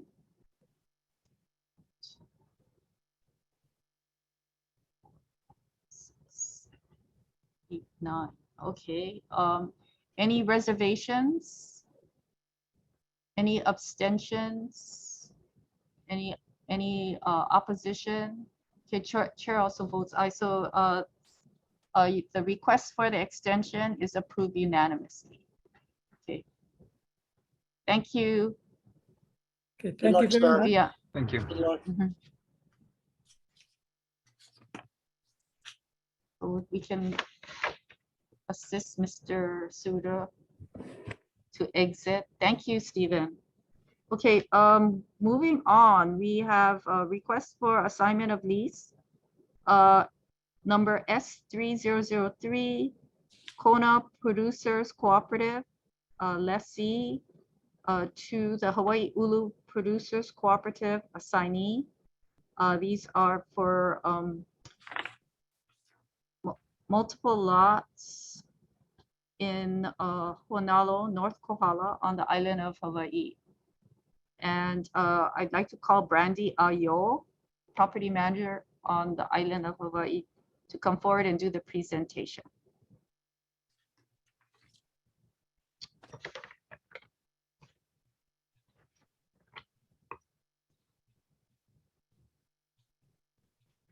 Good morning, Chair and members of the board. I am Brandy Ayo, property manager with the ARM Division on the Big Island. This submittal is a request for consent to assignment of General Lease 3003, Kona Producers Cooperative lessee assigner to Hawaii Ulu Producers Cooperative assignee in Honolulu, North Kona Island of Hawaii. In 1993, General Lease number 3003 was awarded by the Board of Agriculture to Kona Producers Cooperative. By extension of General Lease number 3003, the term of the lease was extended for 25 years to expire on November 30th, 2043.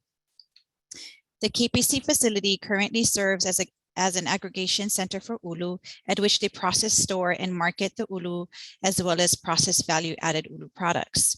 KPC is requesting to assign General Lease 3003 to Hawaii Ulu Producers Cooperative as the successor entity to KPC. Pursuant to the terms of General Lease at 3003 and the Hawaii Revised Statutes, an assignment of lease is permitted subject to the approval of the Board of Land and Natural Resources. HUPC is an agricultural cooperative which was organized to help revitalize the ulu industry in Hawaii and to make ulu a viable crop and dietary staple, thereby contributing to food security in Hawaii. HUPC will continue as an aggregation center for ulu and ulu products. There is no consideration for the assignment of lease. The staff recommends that the Board of Agriculture approve the assignment of General Lease 3003 from Kona Producers Cooperative, lessee assigner, to Hawaii Ulu Producers Cooperative assignee. Thank you. Thank you, Brandy. Members, do I have a motion to approve? Moved by Vince, Mina. Do I have a second? Second by N Young. Okay. Thank you, Diane. I saw your hand up too. Okay. I'd like to ask if there's any members from the public that would like to testify on this item of the agenda. I see a hand raised. Hi, Chair. Yes, there's one hand raised. Hi, Andrew. If you can please state your name and affiliation. Thank you. Aloha, my name is Andrew Trump. I'm a board director and farmer for the Hawaii Ulu Producers Cooperative. And just want to say that I'm here if there's any questions about the Hawaii Ulu Producers Cooperative on assigning this lease, but the facility is already serving our over 100 farmers to help fulfill the mission that we have to, serve Hawaii's agriculture and food security. So anyway, as a sub-lessee of Kona Producers Cooperative, we're already, this facility is serving us very well. And this is something that we support as a next step in us taking over the general lease. So thank you. Okay, thank you. Thank you for being here. Is anyone else from the public that wants to testify? Okay, if not, then I'll go to board members. Board members, any questions for staff or for the co-op? Yes, please. Okay, Mary Alice, followed by Vince, Mina. Brandy? Yes. I was looking for the date of transfer from the Board of Land and Natural Resources to the Department of Agriculture, and I didn't see that. And I also was looking for the annual rent, and I didn't see that. Sorry about that. Hang on one moment and I can get that for you. Thank you. Yeah, sure.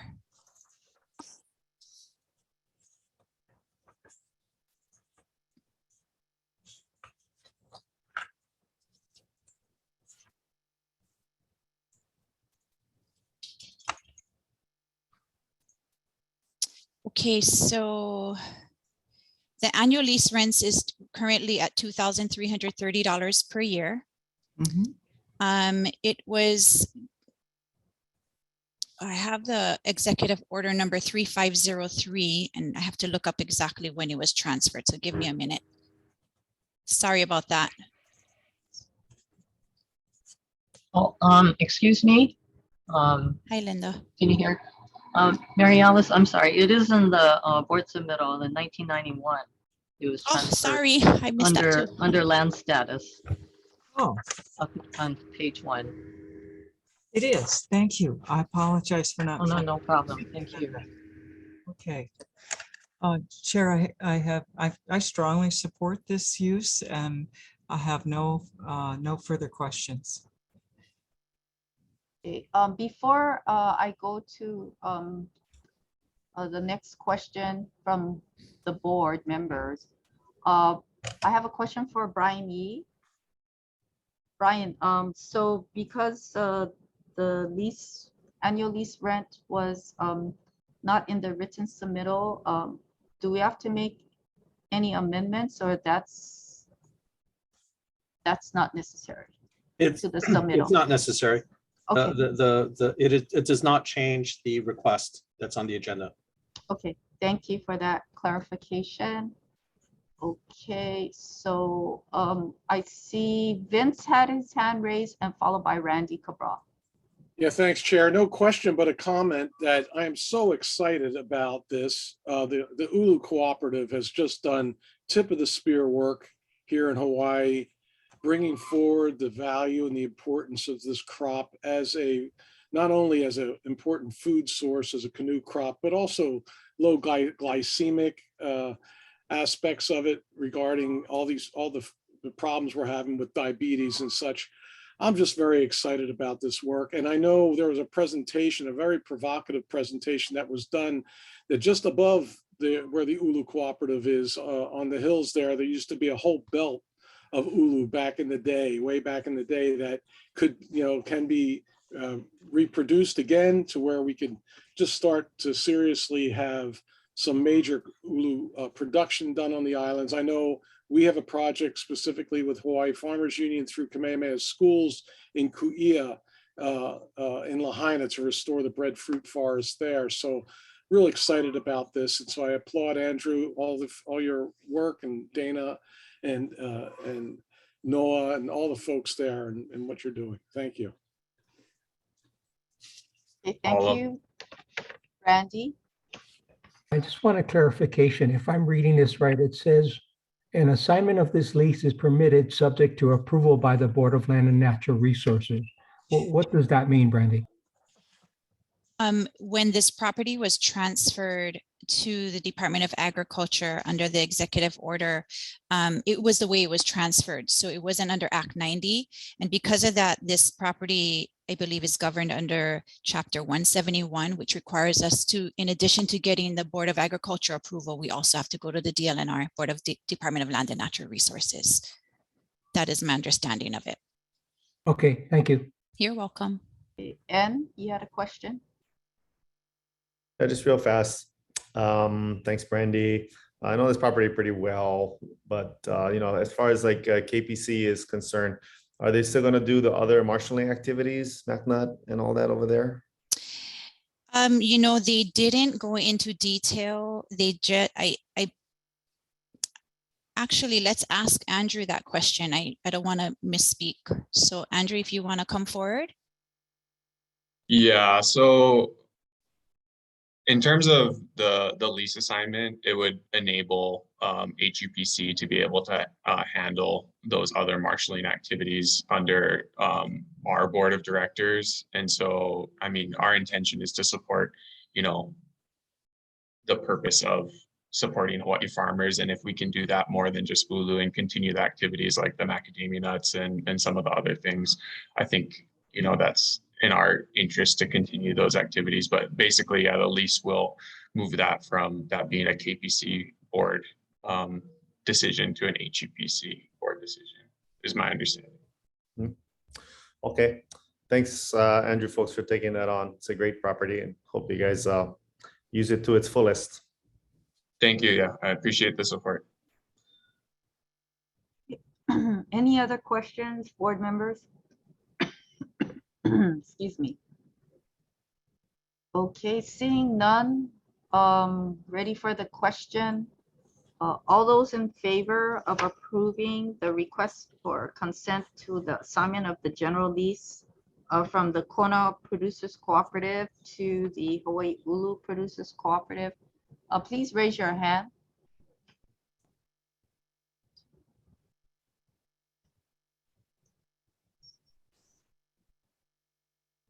Okay, I have 10 approvals, unanimous approval.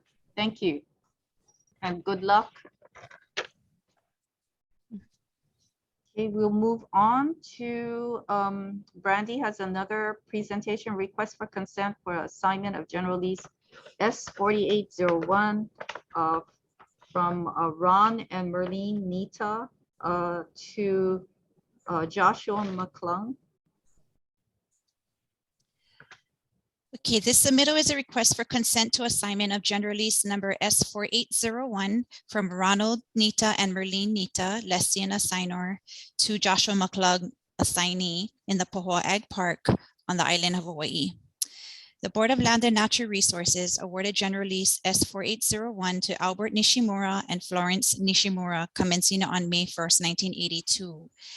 At its meeting on October 26, 1984, BLNR consented to the assignment of lease from Albert and Florence Nishimura to Ronald and Merlene Nita. The subject property was transferred to the Department of Agriculture by Governor's Executive Order in 1988. Since taking over the lease in 1984, Mr. and Mrs. Nita have been growing dracaenas. Due to physical disabilities, Ronald and Merlene Nita are requesting the assignment of general lease S4801 to Joshua McClung. Joshua has been in the nursery business since 2012 and currently grows a variety of potted foliage that are exported to wholesale nurseries in California. By acquiring this lot, Mr. McClung will expand his existing business by taking over the existing inventory of dracaenas and producing additional foliage, eucalyptus trees, and bird of paradise. Joshua McClung qualifies as a bona fide farmer with more than 2 years of full-time farming experience and satisfies the eligibility requirements. There is no consideration for the assignment of lease. The staff recommends that the Board of Agriculture approve the assignment of general lease S4801 from Ronald Nita and Merlene Nita, lessee assignor, to Joshua McClung, assignee. Thank you. Thank you, Brandy. Okay, board members, do I have a motion to approve the request, consent to assignment? I have a, okay, moved by Diane Day. Do I have a second? I'll second. Second, oh, okay. I think I saw Randy's hand. Fine. Was that correct, Randy? That's a second? Yes. Okay, thank you. I see that we have someone from the public that wishes to testify. I see a raised hand. Yes, I see Joshua McClung. I'm going to allow you in. If you could please state your name and affiliation.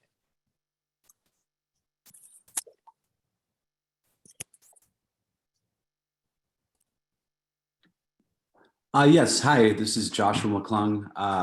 I'm the owner of Hawaii Global Nursery Exporters in Curtistown. Thank you for your time today. I just wanted to be here if anybody had any questions about our request. Thank you. Oh, thank you for being present and available. Board members, do we have any questions for Brandy or for Mr. McClung? Okay, Vince, I see your hand raised. Brandy, it says in the front here, annual base rent $830 per year until May 1st, 2022 reopening. So what does that say now as far as moving forward with this? Well, right now we're in the process of getting the properties appraised. So we're just waiting for the appraisal process to be completed. And then we'll have to go before the board for approval of the new the rental rates, and then it'll go retroactive. I see. Thank you very much. You're welcome. Okay, any other questions for Brandy or for Mr. McClung? Oh, Mary Alice. Thank you, Chair. Mr. McClung, what is a Dracaena marginata? They call them a money tree out here. You might have heard of them. Do you know the money tree? Yes. Yeah. Just didn't know. Yeah, they're a very sought after interior plant. Thank you very much. Thank you, Chair. Show me the money tree. I have a question for Mr. McClung. Mr. McClung, you're fully aware that there's going to be a reopening of the rent. Yes. Okay, and knowing that it's going through the appraisal process, you're still very interested in taking over this lease? Yes, we are. Okay, thanks for confirming that. Thank you. Okay. Members, if no further questions, oh, Vince, one more. Yeah, real quick, Chair. Mr. McClung, what kind of hoops did you have to jump through as far as medium and to be able to ship to the mainland, especially with our fire ants and all that kind of stuff that's going on here? Right. Yeah, we're certified nursery exporters, so we are tested twice a year. Our nursery has come out, and so we're able to have our media inspected as well as our benches and everything else 2 times to stay current and for the certified benches.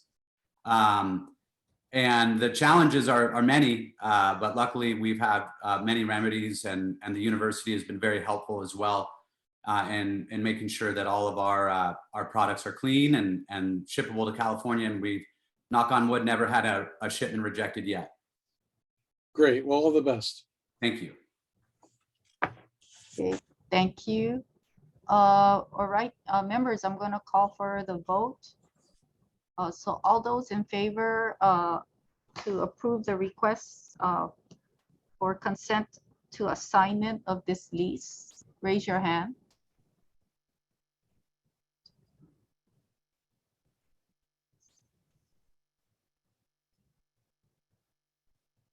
Okay, chair votes aye.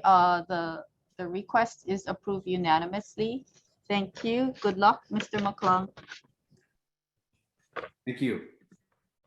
Okay, last for the Ag Resource Management Division is the certification of acreage assignments to be levied pursuant to Hawaii Revised Statutes, Chapter 167 for annual maintenance of the Honoka'a, Pawilo, Kahuku, Molokai, Waimanalo, and Waimea irrigation systems for the coming fiscal year 2023. I believe Kirk Psyche is doing the presentation to the board. Can you allow Kirk to come forward?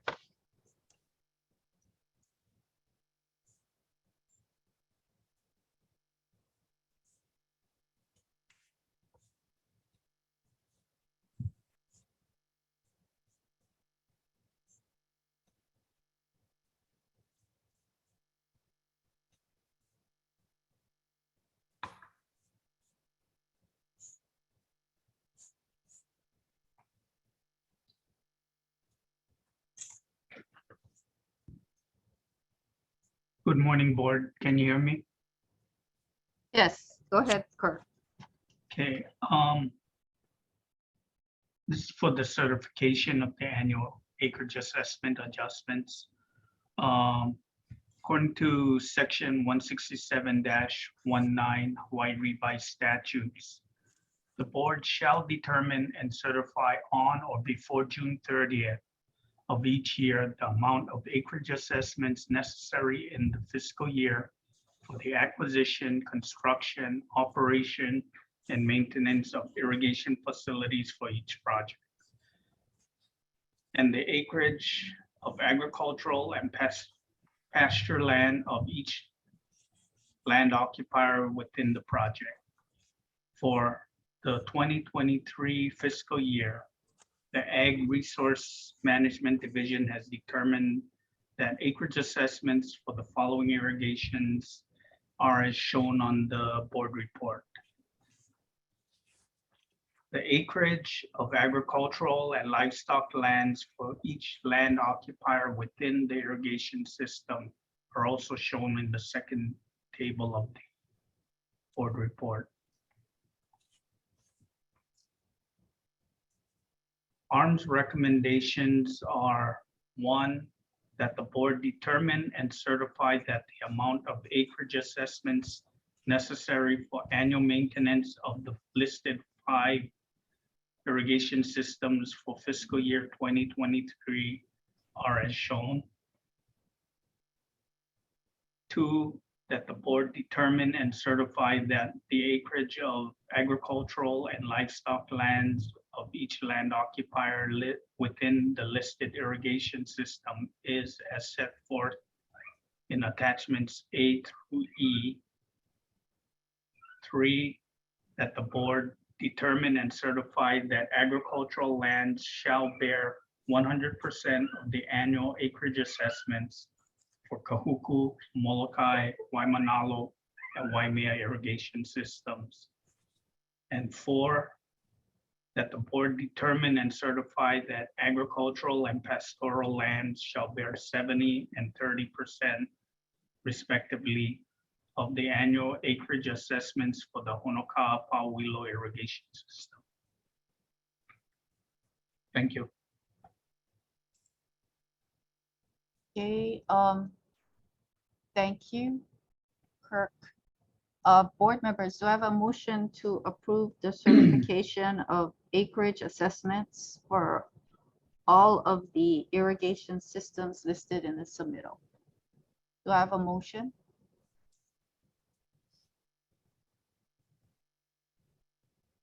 Okay, I see, moved by Vince, second by Mary Alice.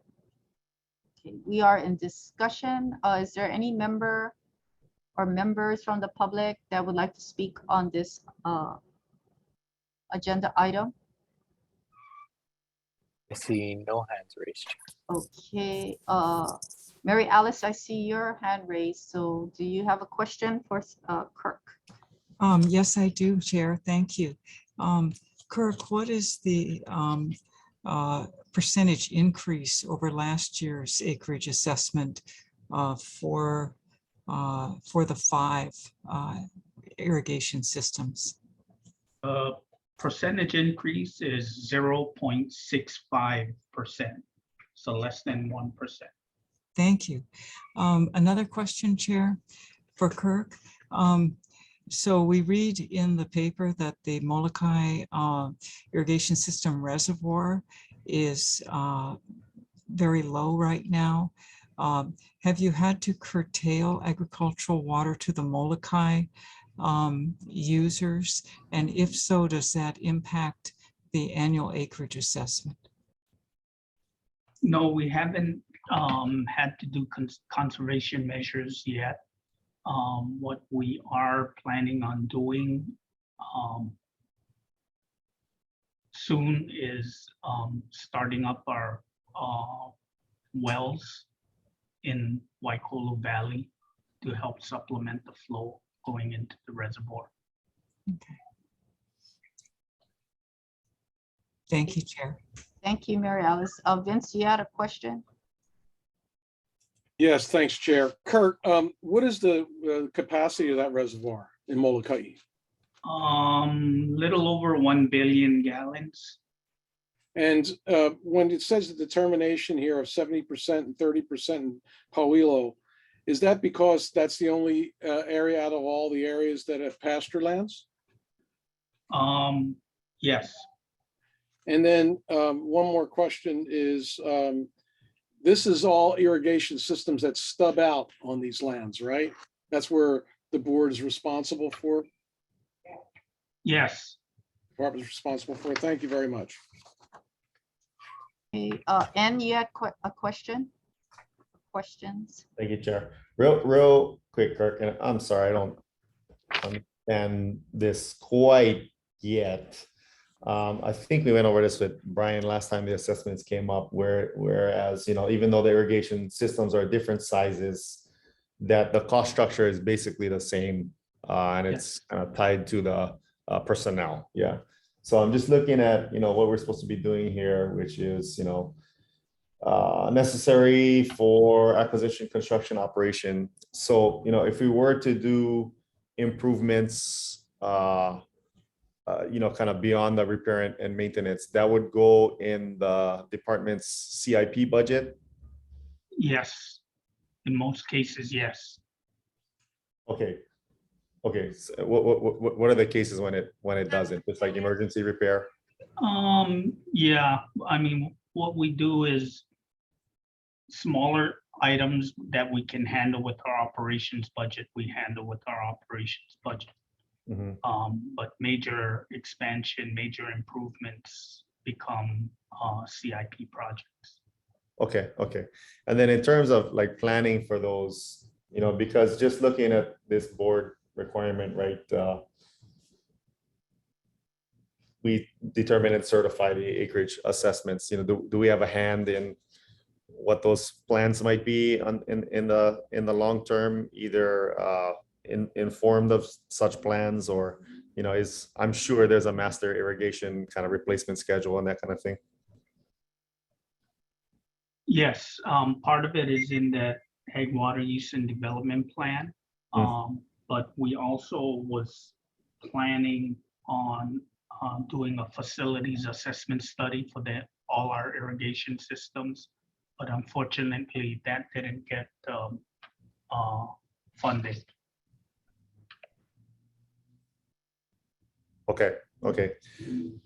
Okay, yeah, I mean, from my standpoint, I'm just trying to get a grip on, what we're responsible for as the board, and make sure that, the water systems remain viable for our tenants.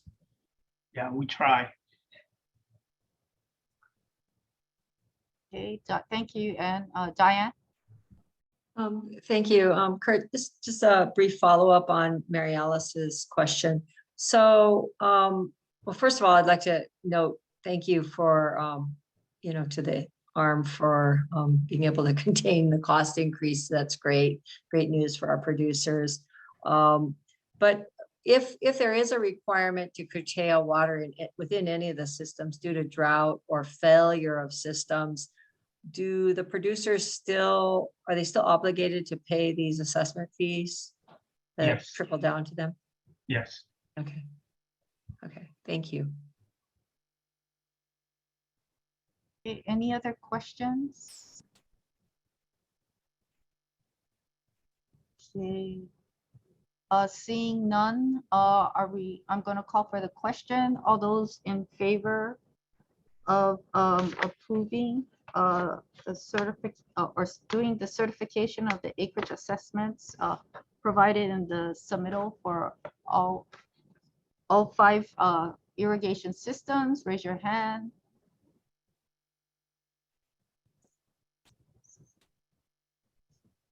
Okay, it's unanimously approved. Thank you. Thanks, Kurt. Okay, board members, it's almost noon and we have the final 2 submittals, Plant Industry Division. I'd like to call up Chris Kishimoto, who's with the Plant Quarantine Branch. He's our entomologist, to come forward and do the presentation.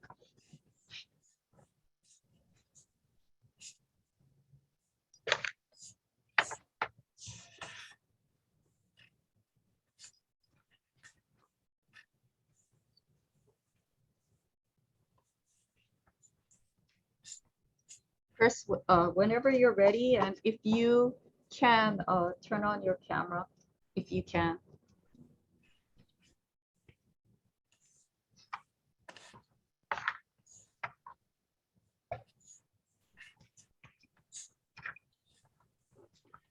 Okay, good thanks. afternoon, Chairperson, Board of Ag members. My name is Chris Kishimoto. I'm with the Hawaii Department of Agriculture's Plant Quarantine Branch, and I'm here today to go over a request for the approval of the Board of Agriculture's proposed order amending Chapter 4-71 Hawaii Administrative Rules, Non-Domestic Animal Import Rules, to add the Asian tiger mosquito, Aedes albopictus, the yellow fever mosquito, Aedes aegypti, and the southern house mosquito, Culex quinquefasciatus, to the list of restricted animals, Part A, pursuant to Hawaii Administrative Rules, Chapter 4-71-4.2 for the Hawaii Department of Land and Natural Resources and Hawaii Department of Health.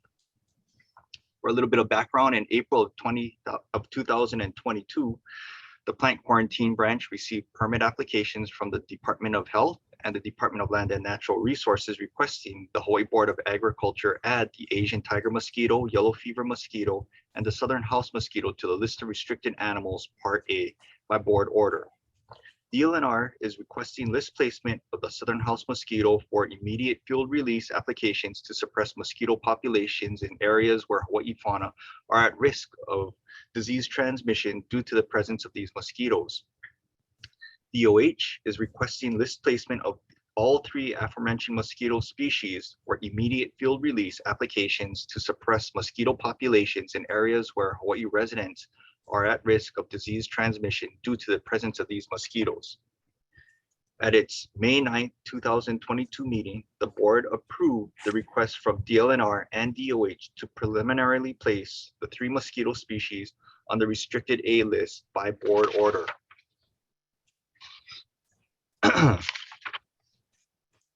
So these requests from Department of Land and Natural Resources and Department of Health were sent to the advisory subcommittee on entomology for their review and recommendations. All responding subcommittee members recommended approval. This request was then forwarded to the Plant and Animal Advisory Committee meeting, which is a public meeting for its recommendation to the board. At this time, we received public testimony. There were 213 written testimonies that were given for consideration by the Advisory Committee on Plants and Animals. They were evenly split for and against this request by DLNR and DOH. 107 testimonies were in support. The majority supported the protection of native bird species and or prevention of extinction of native bird populations through disease spread mitigation. Some testimonies indicated support for the suppression of vectors of human diseases and public health protection, and explained that the technique utilizing Wolbachia does not utilize genetically modified or genetically engineered mosquitoes. A few testimonies indicated general support for the cultural significance of native bird species, and of note, 2 official letters of support were received from state legislators, Representative David Tarnas and Senator Lorraine Inouye. Of the 106 testimonies that were against this proposal, the majority were against this because they thought that the mosquitoes were genetically engineered or genetically modified, and a handful thought they were felt that they were generally against the release of anything into the environment. The testimonies also brought up issues such as the lack of long-term studies, concern that the releases could have unintended results, such as the historical release of the mongoose, and a few questioned if there were really diseases of concern in Hawaii. One of the testimonies indicated that if bird survival was a goal, then cats should be eradicated instead. At the advisory committee meeting, 4 oral testimonies were received. All were in support of both the DLNR and DOH proposals. They were from the American Bird Conservancy, the Coordinating Group of Alien Plant Species, the Hawaii Invasive Species Council, and the Nature Conservancy. They emphasized that the proposed technique is used elsewhere in the world and is not using genetically modified or genetically engineered organisms, and protects native bird species and public health through mosquito vector controls. There were no oral testimonies provided in opposition.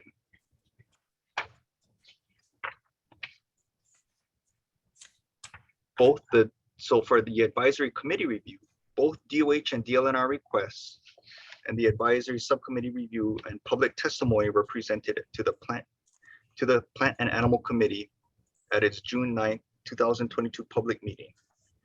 The Plant Quarantine Branch provided a synopsis of both submittals to the committee members and noted that both proposals are using mosquitoes and bacterium that originate from Hawaii, and the technology is already being used successfully elsewhere in the world and is not made of genetically modified or genetically engineered mosquitoes. And the releases are only utilizing males, which do not bite, do not spread disease, and cannot pass the Wolbachia bacteria to their offspring. And that both agencies are working on completions of environmental assessments. The committee unanimously recommended approval 7-0 of both DLNR and DOH's requests for placement of the 3 mosquito species on the restricted A list by board order. For our staff recommendation, based on the favorable responses by the responding advisory subcommittee members and advisory committee's unanimous 7-0 recommendation to approve this request, and considering the public comments regarding the proposed list change, the Plant Quarantine Branch also recommends approval of the proposed rule amendments to place these 3 mosquito species on the restricted A list by board order. I also want to conclude by saying that this board order is only for the placement of these 3 mosquito species onto the list of restricted animals, Part A. Placing these 3 mosquito species on the restricted A list does not guarantee that a permit will be issued to import them. It just means that the board is allowing them to be placed on the restricted A list. Thank you. Hey, thanks, Chris. Members, do I have a motion to approve the recommendation? Approve the request for approval of the Board of Agriculture's proposed order amending Chapter 4-71 and placing the 3 mosquitoes onto the restricted list of restricted animals, Part A, for the Department of Land and Natural Resources and Department of Health. So do I have? Chair, I defer to Chair Case to make the motion. Actually, thank you, Mary Alice. It's probably better if you do.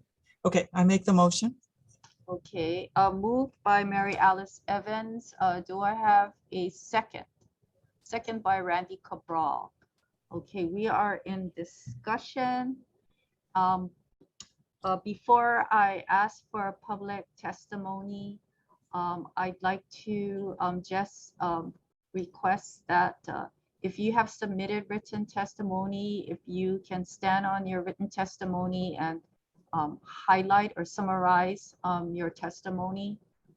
Just for the board's information, Chris Kishimoto presented how many testimonies were received for the Plant and Animal Advisory Committee meeting.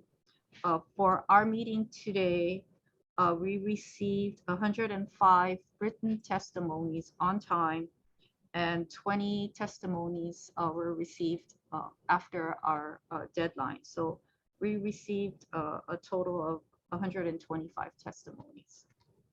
Okay, I know that there are strong feelings on both sides of the issue. We are voting on the approval to put these 3 mosquitoes on the restricted animal list, Part A. Okay, and we appreciate if you can limit your testimony to 2 minutes. I'd like to ask if there's anyone from the public that would like to testify. Morning, Chair. It looks like we have the first one is Tina Leah. If you could please state your name and organization. Hello, this is Tina Leah. Can you hear me? Yes, perfectly. Thank you. Hi, I'm just speaking as a resident of the islands and just as a concerned citizen. So could I start now? Yes, proceed. Okay, thank you. So this is my written testimony. I've condensed it for the 2-minute limit. I'm opposed to the import and release of Wolbachia bacterium mosquitoes in the state of Hawaii. These laboratory reared and bacteria inoculated mosquitoes would be a science experiment conducted on the people, animals, and environment of these islands. The consequences are unknown, and there are serious concerns that have not been adequately addressed. Introducing a new bacterium to the existing mosquito population in Hawaii's native bird habitat could cause more disease. In his 2018 article in The Conversation, Jason Raskin, professor of entomology and disease epidemiology at Penn State, explains, although marketed as a non-GM strategy, artificially infecting mosquitoes with Wolbachia clearly falls under the GM umbrella, as over 1,500 genes, the entire bacterial genome, have been transferred from the original fruit fly host into the mosquitoes. Some studies have demonstrated that Wolbachia can sometimes increase pathogen infection in mosquitoes rather than suppress it. A 2020 study out of Singapore further explains the potential for the Wolbachia bacteria to spread not only vertically through breeding, but horizontally through parasitism or proximity to infected individuals. Unexpected evolutionary events could also cause more disease transmission scenarios. The closely related Wolbachia lineages were found in distantly related mosquito species. The evolutionary associations between mosquito hosts and Wolbachia are consequences of both vertical and horizontal transmission and various evolutionary events. Misidentified and accidentally released Wolbachia-infected females can produce viable offspring. The survival capacity in our highlands and disease transmission capacity of this kind of mosquito lineage are unknown. How will this invasive species mosquito release be controlled? Who will be held accountable if something goes wrong? The impact of invasive species like the coqui frog, fire ant, and the intentionally released mongoose are evidence of the potential for environmental and economic damage. These mosquitoes are disease vectors, and their containment to any particular area cannot be guaranteed. This is also an experiment on the people of these islands. It is against the laws of this nation and the state to experiment on the people without our informed consent. I do not consent to being a human subject in this experiment. Additional information regarding the scope of this project, environmental impact studies, and full disclosure of all funding and potential conflicts of interest must also be provided to the public. Mahalo. Okay, thank you, Tina. Anyone else from the public that'd like to present oral testimony? I see no other hands raised at this time. Oh, we have now a second one. I'd like to call up Allison Cohen. Please state your name and organization.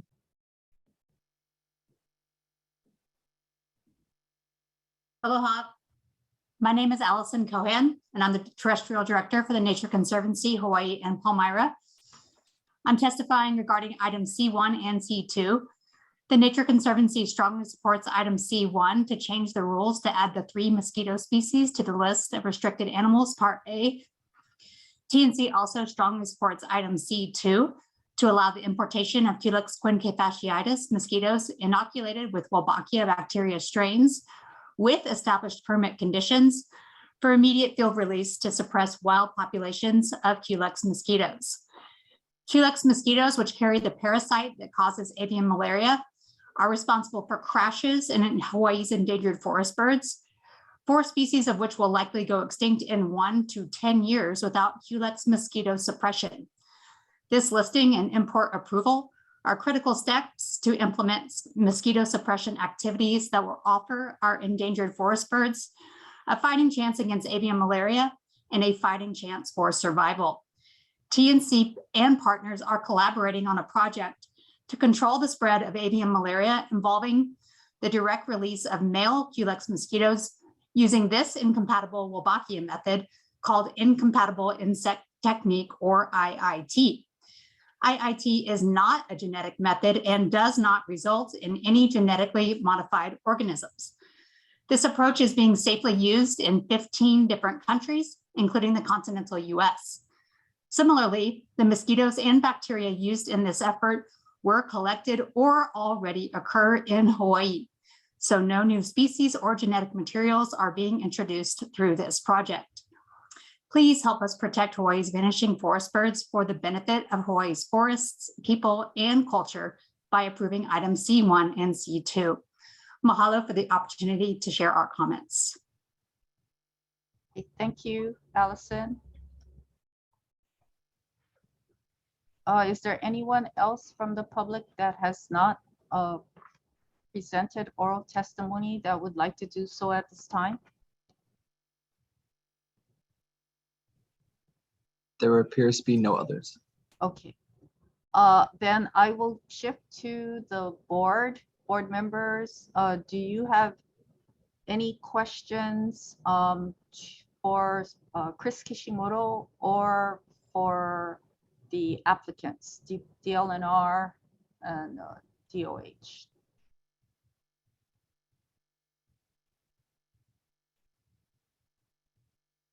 Oh, Vince, you had your hand raised. You have a question? Yes, Chair. I appreciate all of the testimony that's been brought forward on both sides of the issue here. My question was answered last time about genetically engineered, that these are not genetically engineered. I'd like to call back Tina Leah and asking her what is her resource that she's addressing, where's that resource coming from that says that it is in fact gene transfer? I'm not quite clear about that and would like to know. Thank more. you. It's a resource. Thank you for asking that question. The link to the article is actually in my written testimony that I submitted late last night, early this morning. And it comes from an article from 2018. It's in a publication called The Conversation. The author is Jason Raskin. He's a professor of entomology and disease epidemiology at Penn State, who has explained, which is in my written testimony as well, that he has been involved in these studies for over 20 years. He says, I've been working on GM mosquitoes, both as a lab tool and to combat disease for over 20 years. During that time, I've personally witnessed the technology go from theoretical to seeing it used in the field. In the last 8 years, researchers have taken Wolbachia present in fruit flies and transferred that bacteria into mosquitoes that transmit dengue virus. Those modified insects were then released in a dozen countries to control the disease. Although marketed as a non-GM strategy, artificially infecting mosquitoes with Wolbachia clearly falls under the GM umbrella, as over 1,500 genes, the entire bacterial genome, have been transferred from the original fruit fly host into the mosquitoes. So my point in providing that information, and there's additional information as well, it really depends on how a scientist wants to interpret the science. And I am not a scientist, so I'll be clear on that. I'm doing my best to get up to speed on it, and I'm trying to find resources that have experience, legitimacy, authority, because I realize that we're sort of being put in a position to argue semantics in order to distract from the real issue here, which is the danger of the project. So, you know, we could go around in circles about whether you want to call this GMO, as whatever agency labels things GMO, you know, is it genetic modification? What constitutes genetic modification? It really is irrelevant. The only reason that I include it in my testimony is because it, you know, I don't appreciate our opposition to this very, very serious risk of this project being shut down conveniently by putting everything back on the GMO thing. So, you know, I just wanted to make sure that there is another side to that. There's a lot more information out there. It'd be great if we could have scientists that could speak on that. I'm not one. I'm doing the best I can, but I can see that there is a lot more to this than what we're being presented. So I have that reference. I have a couple of other references as well that relate to that. I believe my testimony previously provided another article that included the Wolbachia infected mosquitoes in the list of the 3 possible genetic options. So it's semantics basically, and science. So I can't speak to that, but I can speak to manipulation of the language. So yes. Thank you for asking that. No, thank you. And I appreciate your passion around this and wanting to get to a place to where there is a discourse that would bring forward all the different aspects of it. I also appreciate the fact that, you know, conservation groups are calling for this to occur. You know, what it reminds me of is the use of Bacillus thuringiensis, BT, for GMO use. And what folks failed to realize in that process was that, you know, that's a naturally occurring bacterium, but yet it pulses in nature. And when it's within the GMO construct, it's on 24/7. And so that's not found in nature like that. So I just really would like to see what this is speaking to regarding the concerns of the community and how it relates to how this is being brought forward. I went looking for a environmental impact study on this. I have not been able to find one. I know there's a call for that. So I think right now we're voting on to put this on the restricted A list. We're not necessarily voting on the importation of it. Is that correct, Chair? Yes, this item on the agenda is to place the 3 mosquitoes on the animal restricted A list. Right. So will there then be more ability to testify in this respect moving forward? There's a second request after this one, but right now the issue is we're going to vote on whether to place the 3 mosquitoes on the restricted A list for animals. Right, okay. And to clarify what that is, Chair, what that means now, the Okay. restricted A list? So Chris, can you answer the question of why are we putting this on the restricted A list? Okay, so we're gonna put this on our restricted A list, which would allow for people to request to import these mosquito species for anything from research to actual field release. But the restricted A list is one of our most restrictive lists. So organisms on that list pretty much get scrutinized and restricted and have the most, restrictive permit conditions associated with them, because they're considered, pretty much one of the highest risk organisms that we can allow for import. Great, Chris. Thank you very much. You're welcome. Thanks, Chris. Board members, any other questions for staff or the applicants? And you have your hand raised. Thanks, Chair. I definitely want to, I think we're all thinking about, the risk of doing something versus the risk of doing nothing. And I think for myself, I'm a little more concerned about the risk of doing nothing. But reading the testimony, I do want to be clear on some of the things that have been raised, and the one that I'm sensitive to is the question about repeatedly using the technique makes it less effective. Is that true, Chris, or anyone in the audience? Maybe the applicants can speak better to that, but I think that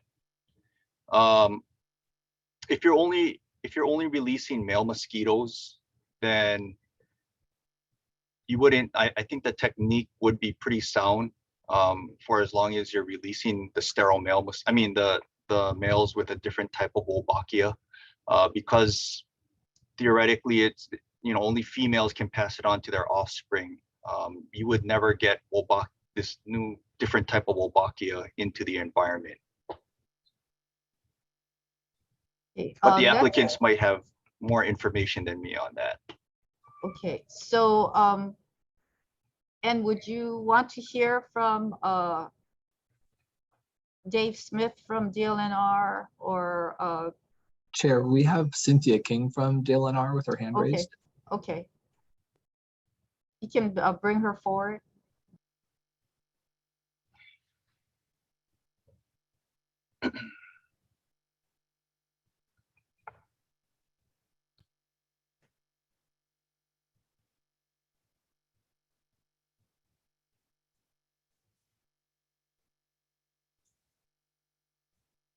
Hi, can you hear me? Yes. Proceed. Thanks so much for the opportunity. I think I'm not quite clear on the question as to if repeat treatments would be less effective. So I just want to ask first if you want to rephrase the question. I'm not sure myself. I'm reading the testimonies, and this some of the other arguments I feel kind of comfortable with, and just this one I wasn't sure of.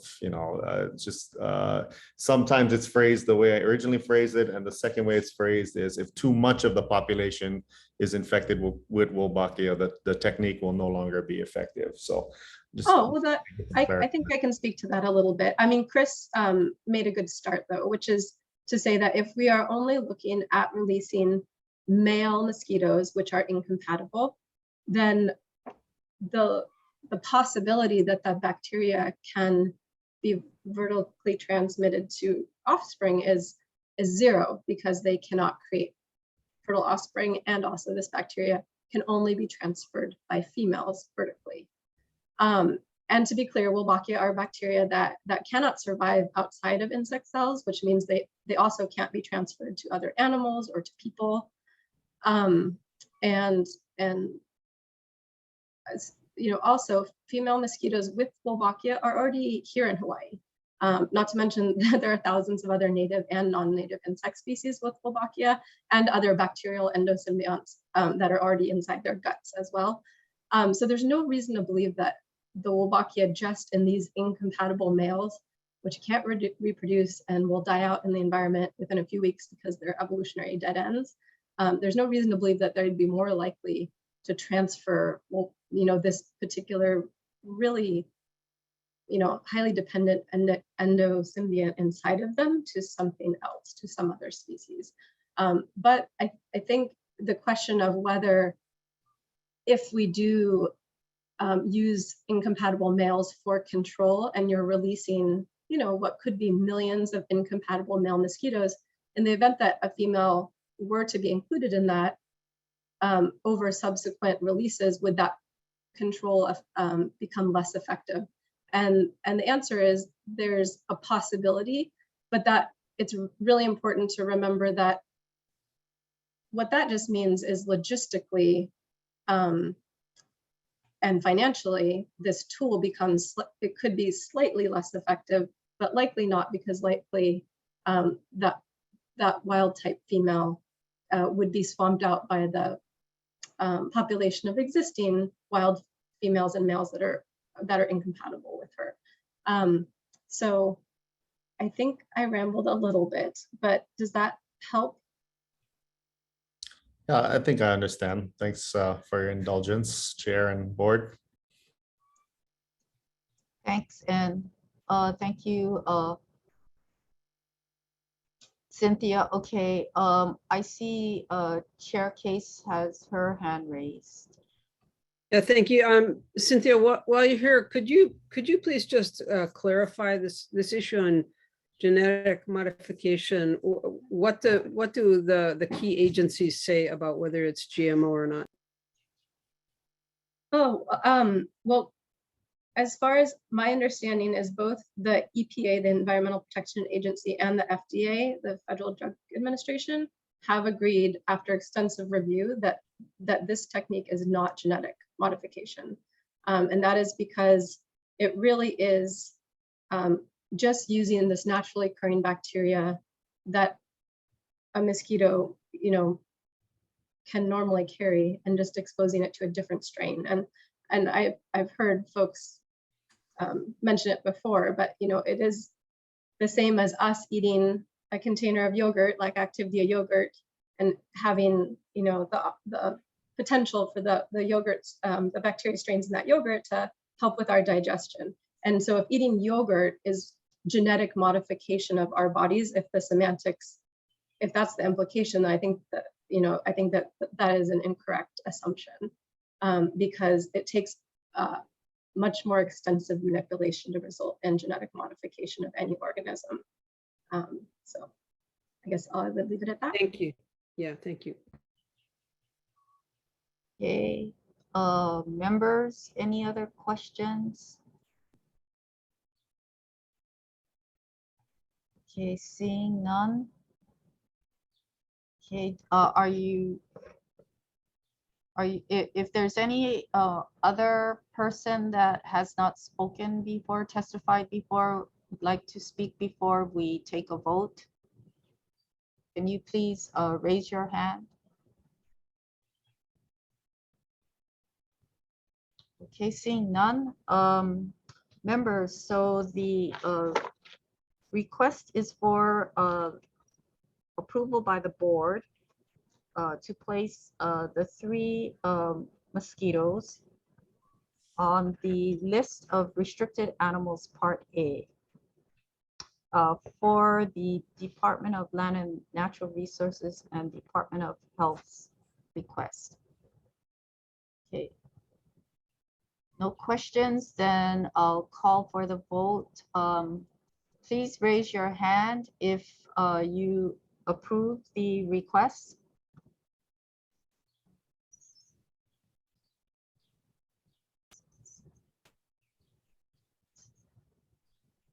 Okay, we have 10 votes to approve the request to place the 3 mosquitoes on the restricted A list. Okay, thank you. Moving on to the second item of the agenda, I'll ask Chris Kishimoto to do that presentation.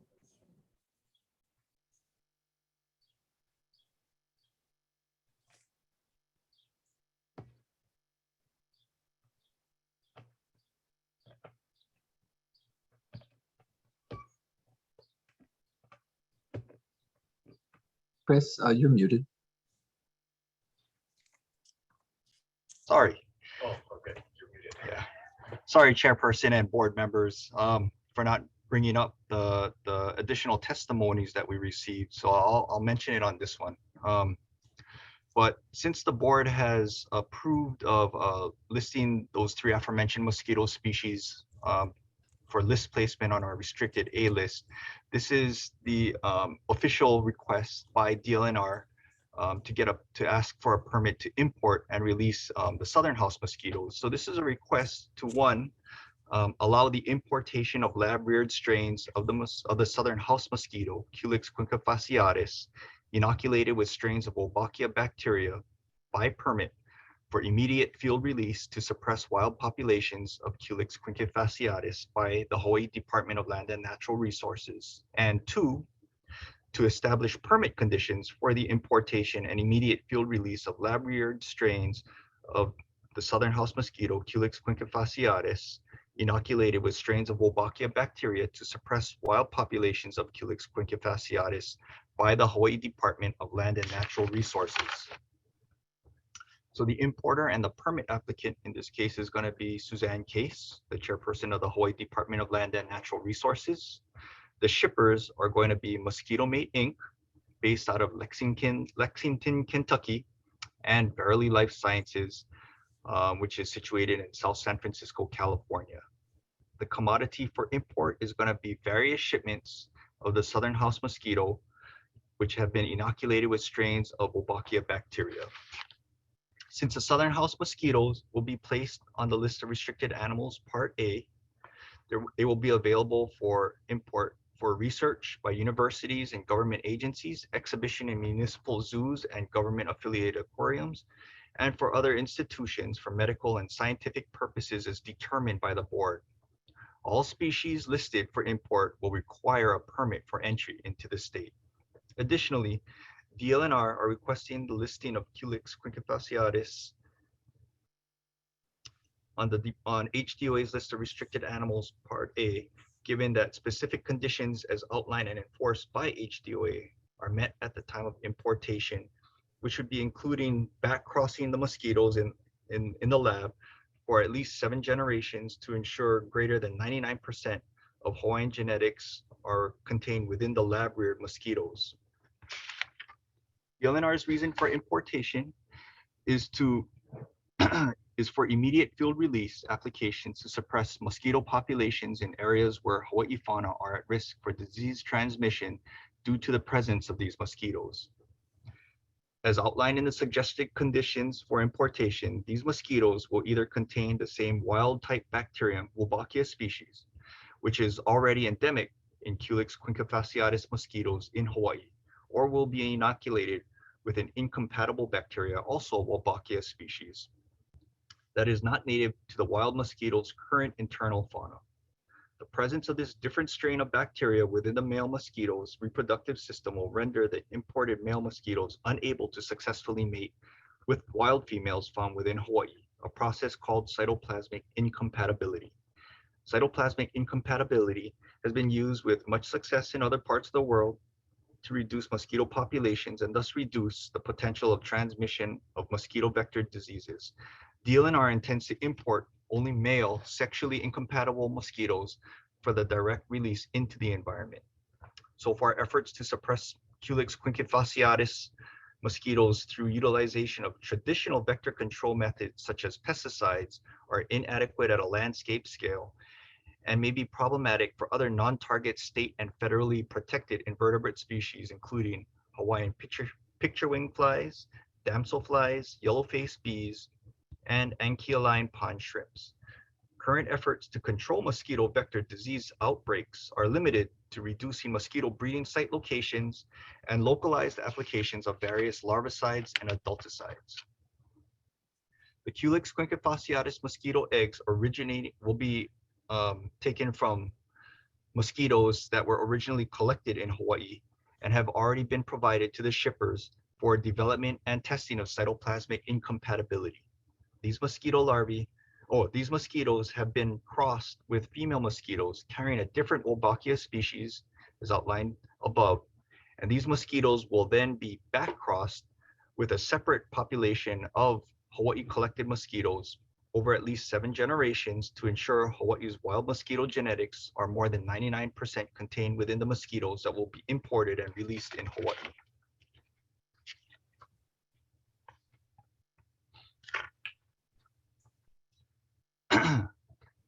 This request was submitted to the Advisory Subcommittee on Entomology for its review and recommendation. All the responding subcommittee members recommended approval of this project. This request was then forwarded to the Plant and Animal Advisory Committee for its June 9th, 2022 public meeting. At this time, there were 213 public testimonies received, which I mentioned in my previous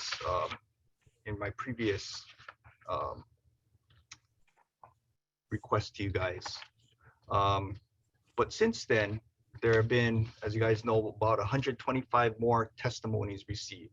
I have only 121 of them, so I'll talk about those.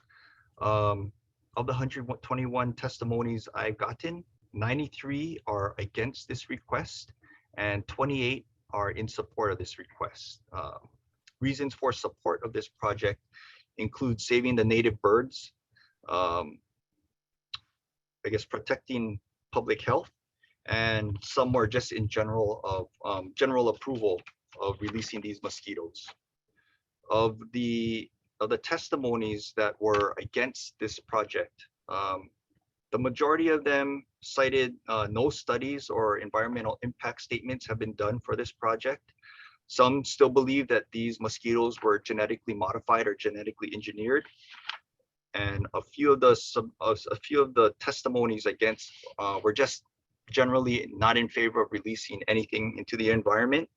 Other reasons against this project were people thinking that Wolbachia can be passed on to humans or other animals. There is concerns about horizontal gene transfer of Wolbachia. Some people thought that the mosquito birth control pretty much would sterilize humans or other animals. Some people felt that special interests or companies that were making a profit on this project are driving this request. Some people thought that Wolbachia were a chemical actually, and others cited conflicts of interest on the P&A and board, the board votes on this matter. For our staff recommendation, based on the favorable responses by the responding advisory subcommittee members and the advisory committee's unanimous 7-0 recommendation to approve this request, the Plant Quarantine Branch recommends approval of this request provided that the board has approved the placement of Culex quinquefasciatus on the list of restricted animals Part A, as it has done. Thank you. Okay, thank you, Chris. Okay, members, do I have a motion to approve the request? Part 1 is for immediate field release, and Part 2 is to establish permit conditions. So we'll take them together on this. We can go into discussion of whether you want to separate it or not. But my request is for a motion to approve Part 1 and Part 2. Okay, So- I see Mary Alice moves to approve. Part and- 1 and part 2. Okay, thank you. And do I have a second? I see Randy Cabral has his hand raised to second the motion. We're in discussion. Okay. Okay, I see Tina Leah, it has her hand raised. Tina, I believe you testified on the first item. Your testimony also addressed this second item regarding the mosquitoes. So do you want to summarize?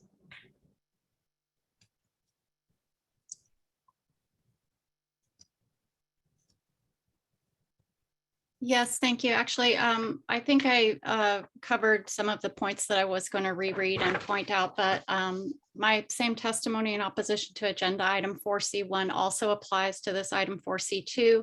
I'm opposed to the import and release of Wolbachia bacterium mosquitoes in the state of Hawaii due to the health, economic, and environmental risks, unknown consequences, and lack of informed consent from the public as described in that testimony. And I'd like to read a more detailed explanation of the Singapore study referenced in my written and oral testimony. I think it speaks to some of the questions that have come up here from the opposition testimony. And then as far as whether or not this technique would lose its efficiency or, I'm sorry, I'm gonna read this. So the 2020 study, Wolbachia infection in wild mosquitoes, Diptera culicidae, implications for transmission modes and host endo-symbiont associations in Singapore further explains the potential for the Wolbachia bacteria to spread not only vertically through breeding, but horizontally through parasitism or proximity to infected individuals. Additionally, unexpected evolutionary events could cause more disease transmission scenarios. And I'm quoting the study. By employing a tissue-specific PCR screening method, we were able to observe that Wolbachia infections were preferentially located in the reproductive tissues, which provides support for vertical transmission as the main mode of infection transmission. However, even if Wolbachia infection is mainly transmitted vertically, that would be through breeding, this is unlikely to fully explain the observed diversity of Wolbachia and why closely related Wolbachia lineages were found in distantly related mosquito species. Hence, this study also served as an exploratory study, which examined mosquito Wolbachia evolutionary associations across a wide range of host mosquito species through 3 evolutionary analyses. Overall, we propose that the evolutionary associations between mosquito hosts and Wolbachia are consequences of both vertical breeding and horizontal transmission of the bacteria, between the mosquitoes, and various evolutionary events, which would have to do, end quote, sorry, that would have to do with if there were accidental release of the misidentified females, which somewhere in the details of this being presented to the public, that was presented as a very real and likely possibility. And that it wasn't so much of a concern. You've reached your 2 minutes. If you can please summarize. Thank you. I think I just want to point out that article, I have a link to that Singapore study available in my written testimony. It's very detailed, and I think it would answer a lot of these questions, and it has some very important information about the real risks of what could happen here. So thank you. Okay, thank you. I see, Stephen, there's another person that wants to testify from the public. Yes, I'd like to call up Malia Nobrega Oliveira. Please state your name and organization. Aloha kako. My name is Malia Nobrega Oliveira, and I'm representing Moku'o Mano Kalanipo, which is the Kauai Council of Association of Hawaiian Civic Clubs. We stand on our testimony, and just to highlight that recently, as we've been learning more about the work of the multi-agency partnership, we brought this to the attention of our larger organization called the Association of Hawaiian Civic Clubs, which has a reach throughout Hawaii as well as into the continental US. And at our recent meeting this past Saturday, June 25th, we unanimously adopted a resolution that calls on urging federal, state, and local elected officials to support the funding and implementation of the use of mosquito birth control to bring our native forest birds back from extinction and towards abundance. And our resolution is attached to our testimony, and I believe many of our other council presidents, as well as our president Hailama Farden for the association, also submitted testimony stating our support. Mahalo nui, aloha. Thank you, Malia. Yes, and we did receive testimonies from the statewide organization, and then also the Hawaiian Civic Club from Kauai, and other islands. So thank you very much for your testimony. I see there's another person that has raised their hand to speak from the public. Yes, I'd like to call up Brad. If you could please state your name and organization.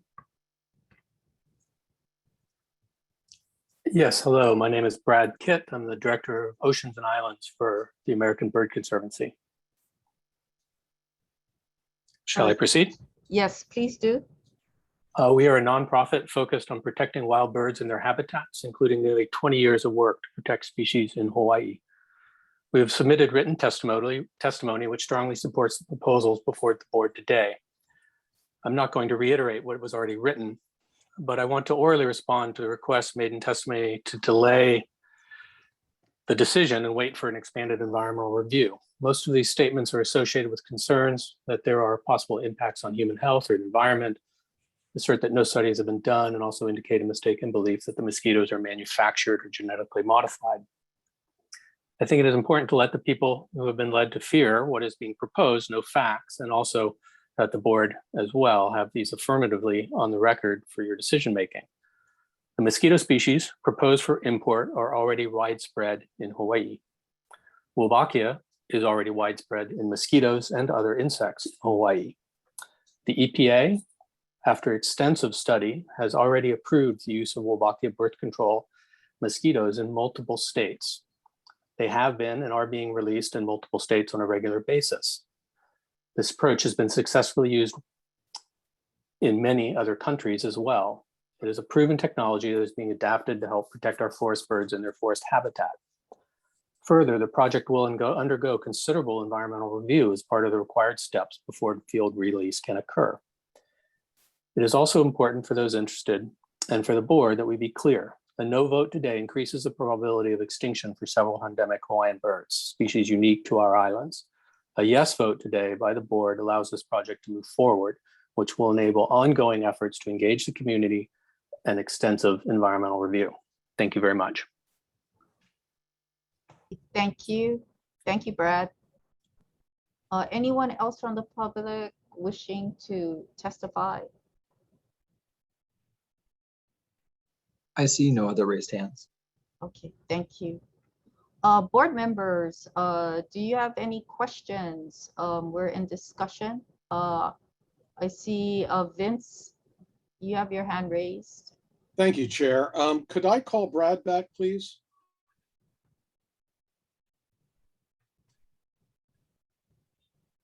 Brad. Yes.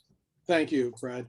You know, Miss Leah gave testimony about a report coming out of Singapore. Have you seen that? Have you been able to read that?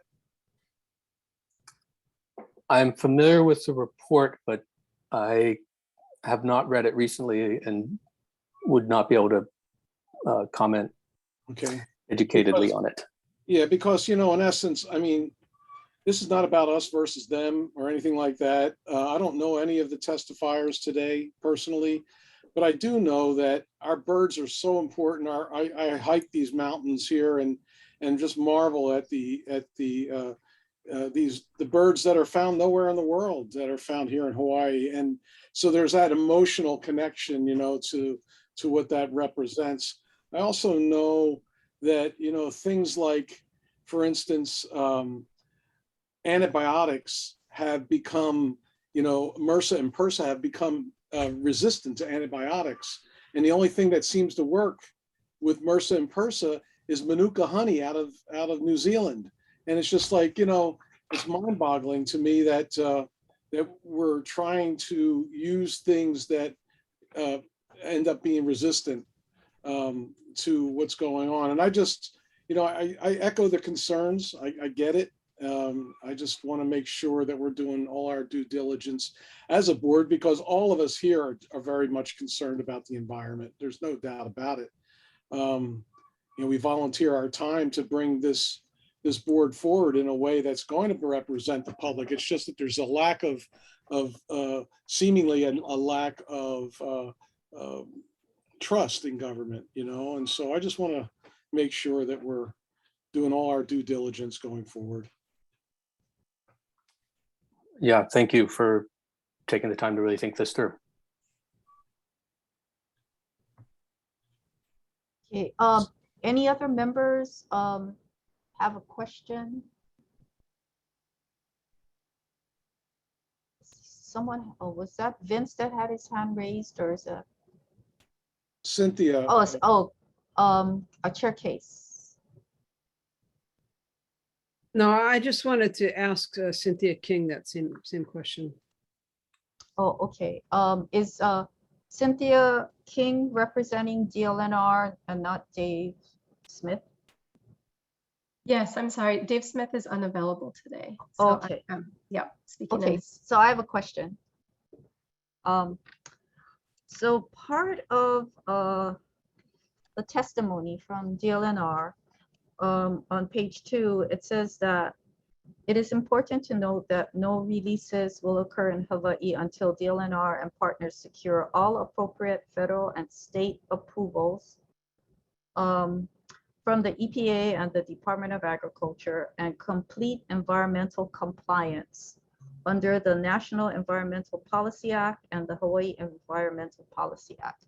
So there's been a lot of reference in testimony that are very concerned that there needs to be more long-term studies, but you have already started the environmental assessment process or review process. Yes, that's right. Okay. So DLNR will not be beginning any scale management until there are EAs in place for the areas that are targeted for mosquito control. So there are 2 EAs that are currently being drafted, and I think the first, the East Maui EA, which is actually led by National Park Service for East Maui, is going to be ready, I think, for public release in August or September, with a EA specifically for Kauai shortly thereafter. And the Department of Health is also embarking on a statewide EA that they're actually in the procurement process for right now. So 2 of them are currently being worked on by consulting firms separate from our agencies. And then a third will also be going out for bid. Okay. And is it okay, though, if I respond to just the earlier comment? That was one of the reasons I raised my hand. Oh, okay, sure, go ahead. Is that okay? Okay. Yeah. I just wanted to respond to the testimony regarding the potential for horizontal transmission of Wolbachia. I think it's hard to understand from the Singapore paper cited that the researchers, are implying or describing that they have elucidated a means by which bacteria can transfer horizontally over an evolutionary timescale, not sort of, how bacteria typically vertically transfer. It was as it was described by the testifier. So it was touched on, but I think it's hard if folks aren't reading the paper and having the other context to sort of tease that out. So I just wanted to note that. And it's also important to note that, as Brad Keith mentioned from American Bird Conservancy, that the strains of Wolbachia that we are requesting to import, so that includes Wolbachia WLA and WLB strains, and including Wolbachia WPIP4, they are already present in mosquitoes in Hawaii. And so the first two are found in Aedes mosquitoes, and the third one that I mentioned are found in Culex. And so, both fortunately and unfortunately, we don't need studies to demonstrate to us that mosquitoes with Wolbachia are themselves safe, of course, separate from the diseases that they could potentially carry, because Culex mosquitoes have been here since 1826, carrying that same Wolbachia. And the Aedes mosquitoes have also been here for over 100 years, carrying the same strains that we are talking about, just exposing them to the opposite mosquitoes. And so those of us living in Hawaii have been bitten by mosquitoes with Wolbachia for our whole lives, and those mosquitoes have had the same sort of time frame over which Wolbachia could have horizontally transferred out of them in that hypothetical, but that hasn't occurred in the 200 years that that these species have been here. So I just think it's really important to try and have that context and the time frame that we can see more immediately with our own eyes, and what there will be severe consequences for is if we continue to not act. And the forest birds, they do not have 200 years, they do not have 100 years, they have less than 5 years in some cases. And so that is what is really motivating DLNR in this case to propose this tool, this approach that could save them. Okay, thank you. I see Brian Yee has his hand raised. Brian? Thank you. Only because the issue of environmental assessment was raised, some individuals or board members might ask, well, how are we able to make a decision on this without the EA being finished first? And my understanding is that this is an agency action, not an agency approved action. So DLNR has made a determination that they were able to move forward with this request to DOA because they had an exemption under their list of exemptions. I mean, if that's incorrect, Cynthia, please speak up. But my understanding is that although they certainly are allowed to do additional research and additional studies and can move forward with an environmental assessment, with respect to why this matter is before you, before that environmental assessment is done, it was because DLNR made a determination, because it's an agency action, right? They're able to make that determination for themselves that they were exempted. Go ahead, Cynthia, if you have anything to add. No, you're absolutely correct. So thank you for clarifying that. DLNR is citing an exemption to conduct this limited baseline research. So it's time limited and it's geographically limited to inform how management would occur in the future. We have to sort of figure out the logistics and the efficacy.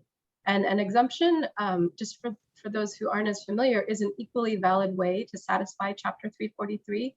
The other two ways that you could satisfy it are with an EA, an environmental assessment, or an environmental impact statement. And so DLNR has worked on these exemptions in collaboration with our attorney generals and also with the Office of Planning and Sustainable Development staff, formerly when they were OEQC.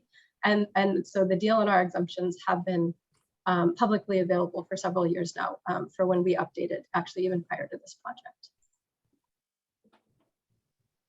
Thank you. Board members, any questions? Chair, I have a question for Cynthia. One follow-up question, please. Okay. Cynthia, what's the lifespan of these mosquitoes once they're infected and released? So the lifespan for most mosquitoes isn't more than a couple weeks. If you keep them in a lab and feed them really well, they might last up to a month, but we would really expect them to last probably from, well, I think it could be as short as 48 hours and then as much as a week in the field, depending on how they do during transport. But if you're taking good care of mosquitoes in a lab, you can make them last a little longer. And but the typical lifespan is something like 7 to 10 or 7 to 14 days for most mosquitoes. That's so counterintuitive to take care of mosquitoes, but thank you for that information. Yes, right. It's a means to an end.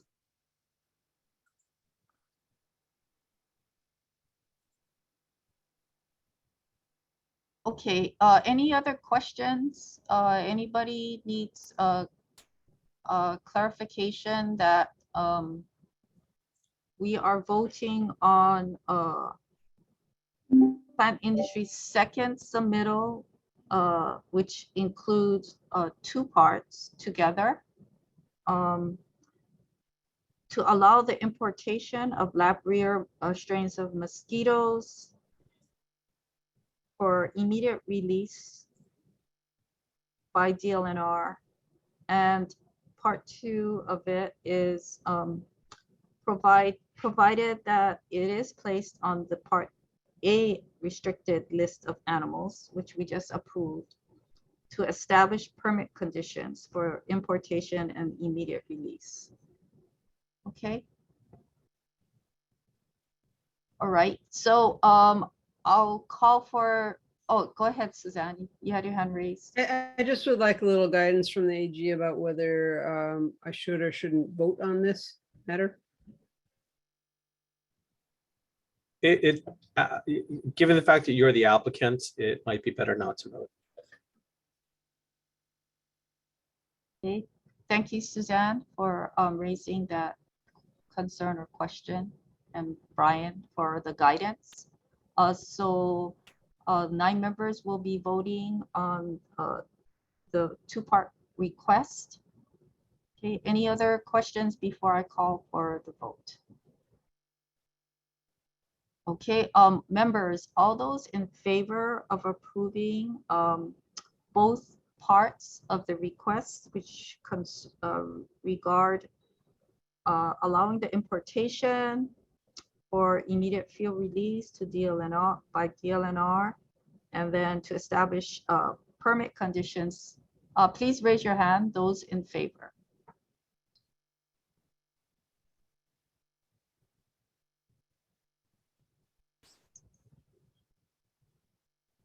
Okay, any opposed? I have 1 abstention by Suzanne Case.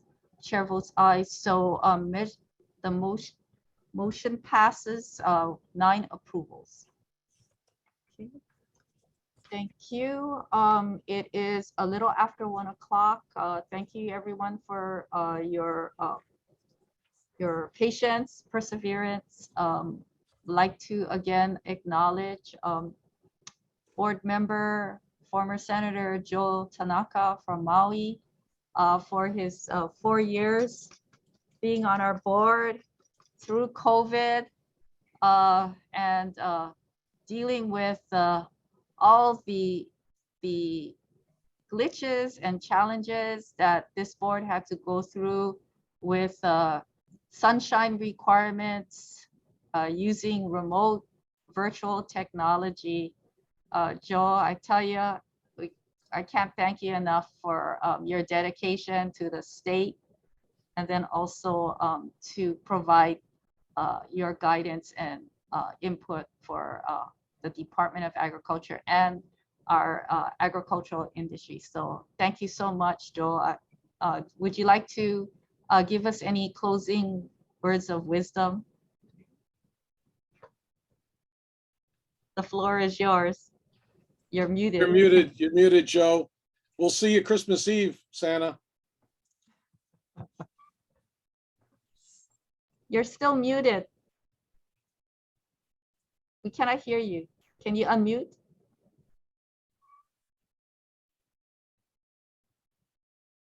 You're still muted, Joe. Joe, if you hold down the There you go. space bar, you can hold down the space bar while you're speaking. This is my last meeting. Yeah. I'm okay now? Yes, go for Okay, it. yes, I want to thank all the members for their patience with me in the last 4 years. And with a lot of their guidance, I became a better understanding of being a good farmer, which I am. And then hopefully in the future that, you have a new member by the name of Jimmy Gomes. I'm sure you guys are going to enjoy him. He's very knowledgeable and respected. So in the meantime, I'm just going to fade away, but I'll be around. If you ever come to Maui, give me a call and I'll give you a 10-cent tour of Maui. Thank you and aloha. Mahalo, Joe. Mahalo, Joe. Thank you so much. Okay. Bye. So members, do I have a motion to adjourn this meeting? Joe, you make it. So move. Is there a second? Second. Second by Vince. Any opposition to the adjournment of our meeting? Any abstentions? Okay, the meeting is adjourned. Thank you very much for everyone's patience. Aloha, Bye. everybody. Thank you, Chair. Thank Aloha. you.